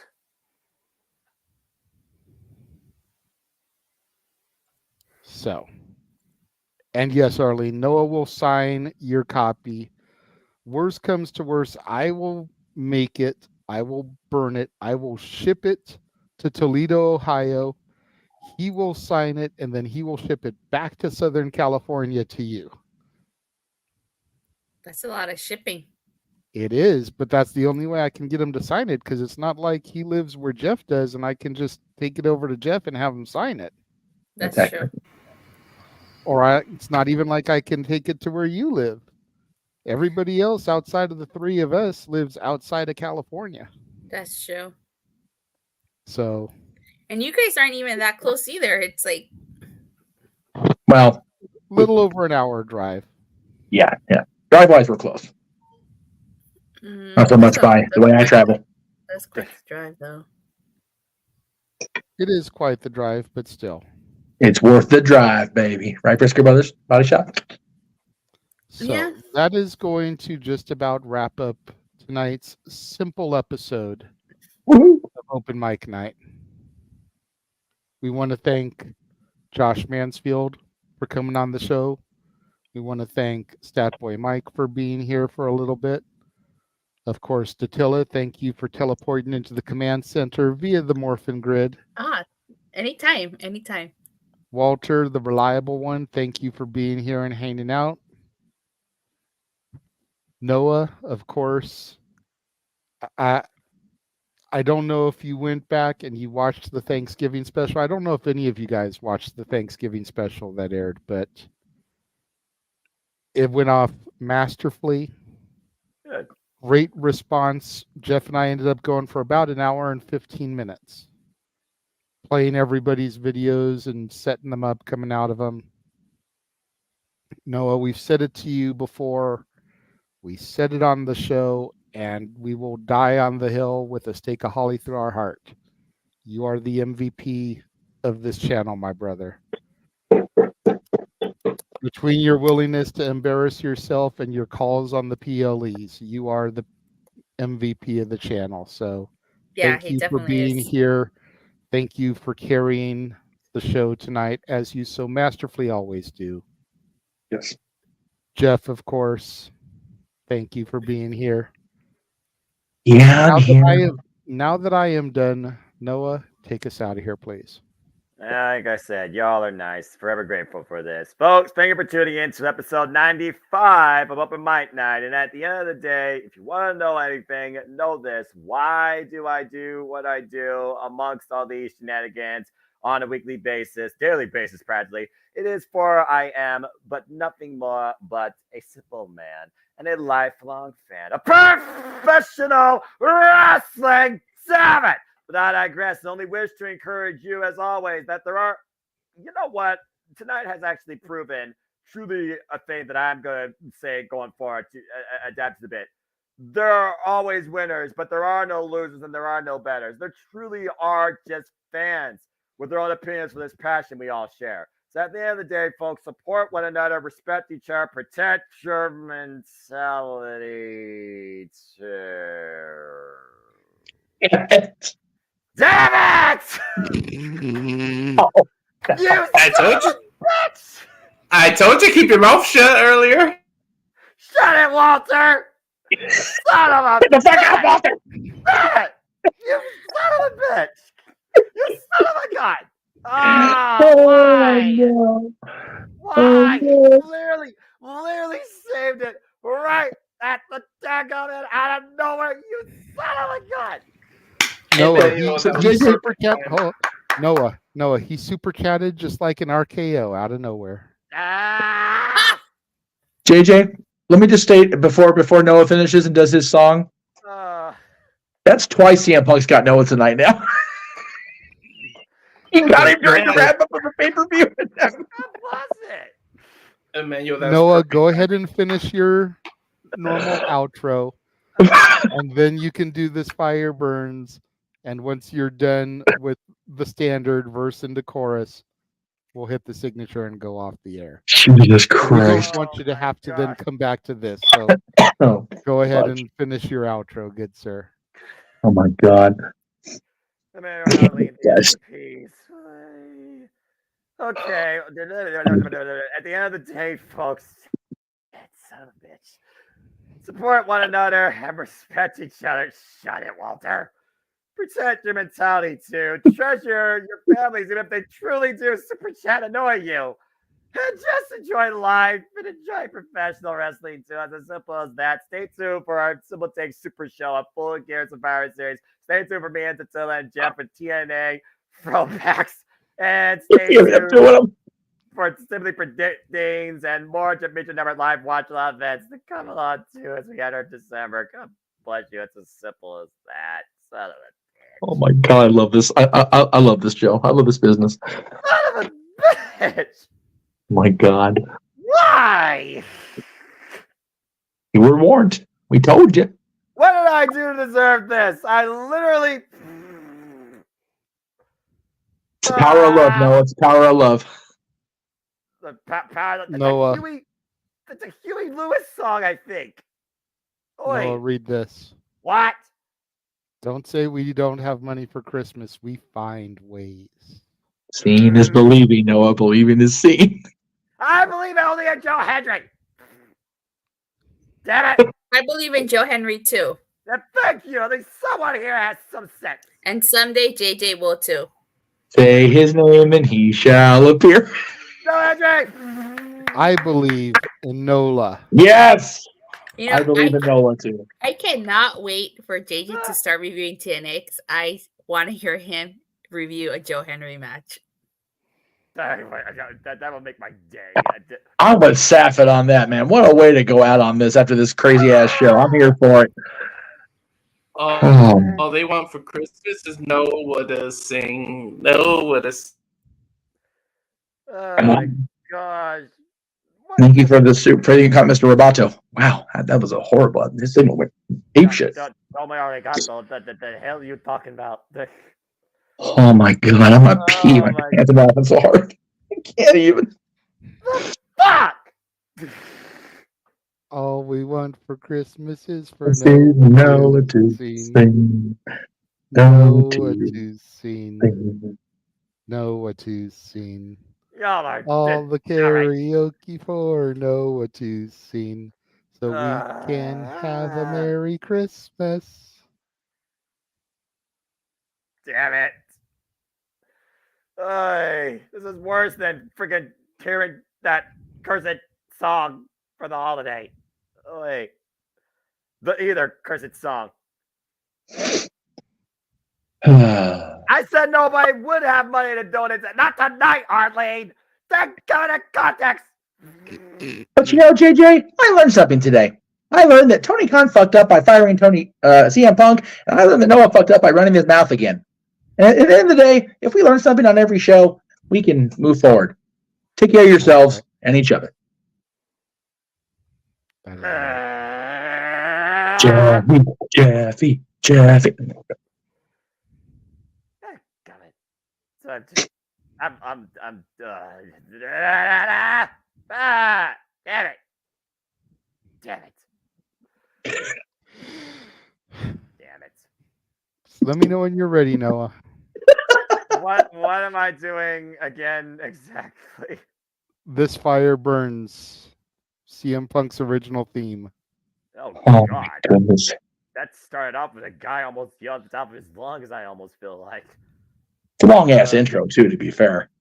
Yeah, it is the long. Oh, and goodness. some of it was just like said, so all right. Let's just get this done with. I don't know if I could do the friggin' that's like a guy like just that weird dude just gurgling in a microphone almost. It sounds like I don't know if I can do that. You might just say this is a weird song because this is literally heavy metal. Mm-hmm. Y'all are wrong. All right. I guess we'll try this. This is gonna son of a bitch. All right, JJ, go ahead and send this thing out, I guess, or whatever you got. All right, ladies and gentlemen, to take us off the air this evening for open mic night, here to sing "This Fire Burns" by Killswitch Engage, the original entrance theme for Phil Brooks, the Second City Saint, CM Punk, the Simple Man, Noah Foster. This song has a weird ass intro too. Just saying. I don't know how I'm gonna do this. Golly. And while you figure it out, just a reminder, Noah, watch what you say. The Dominguez family is always watching, just like Curse you, Dominguez family! Daggum you! Always watching. Always watching.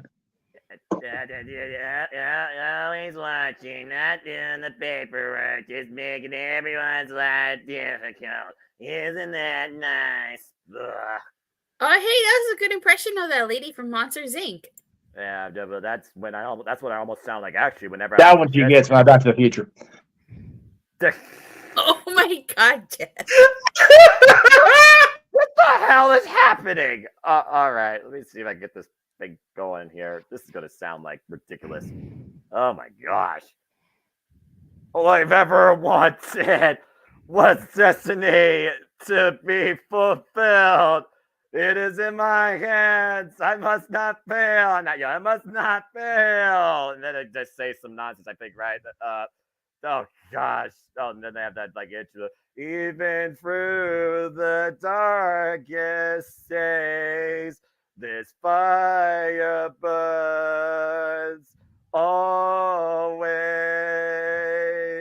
I say, this fire burns always.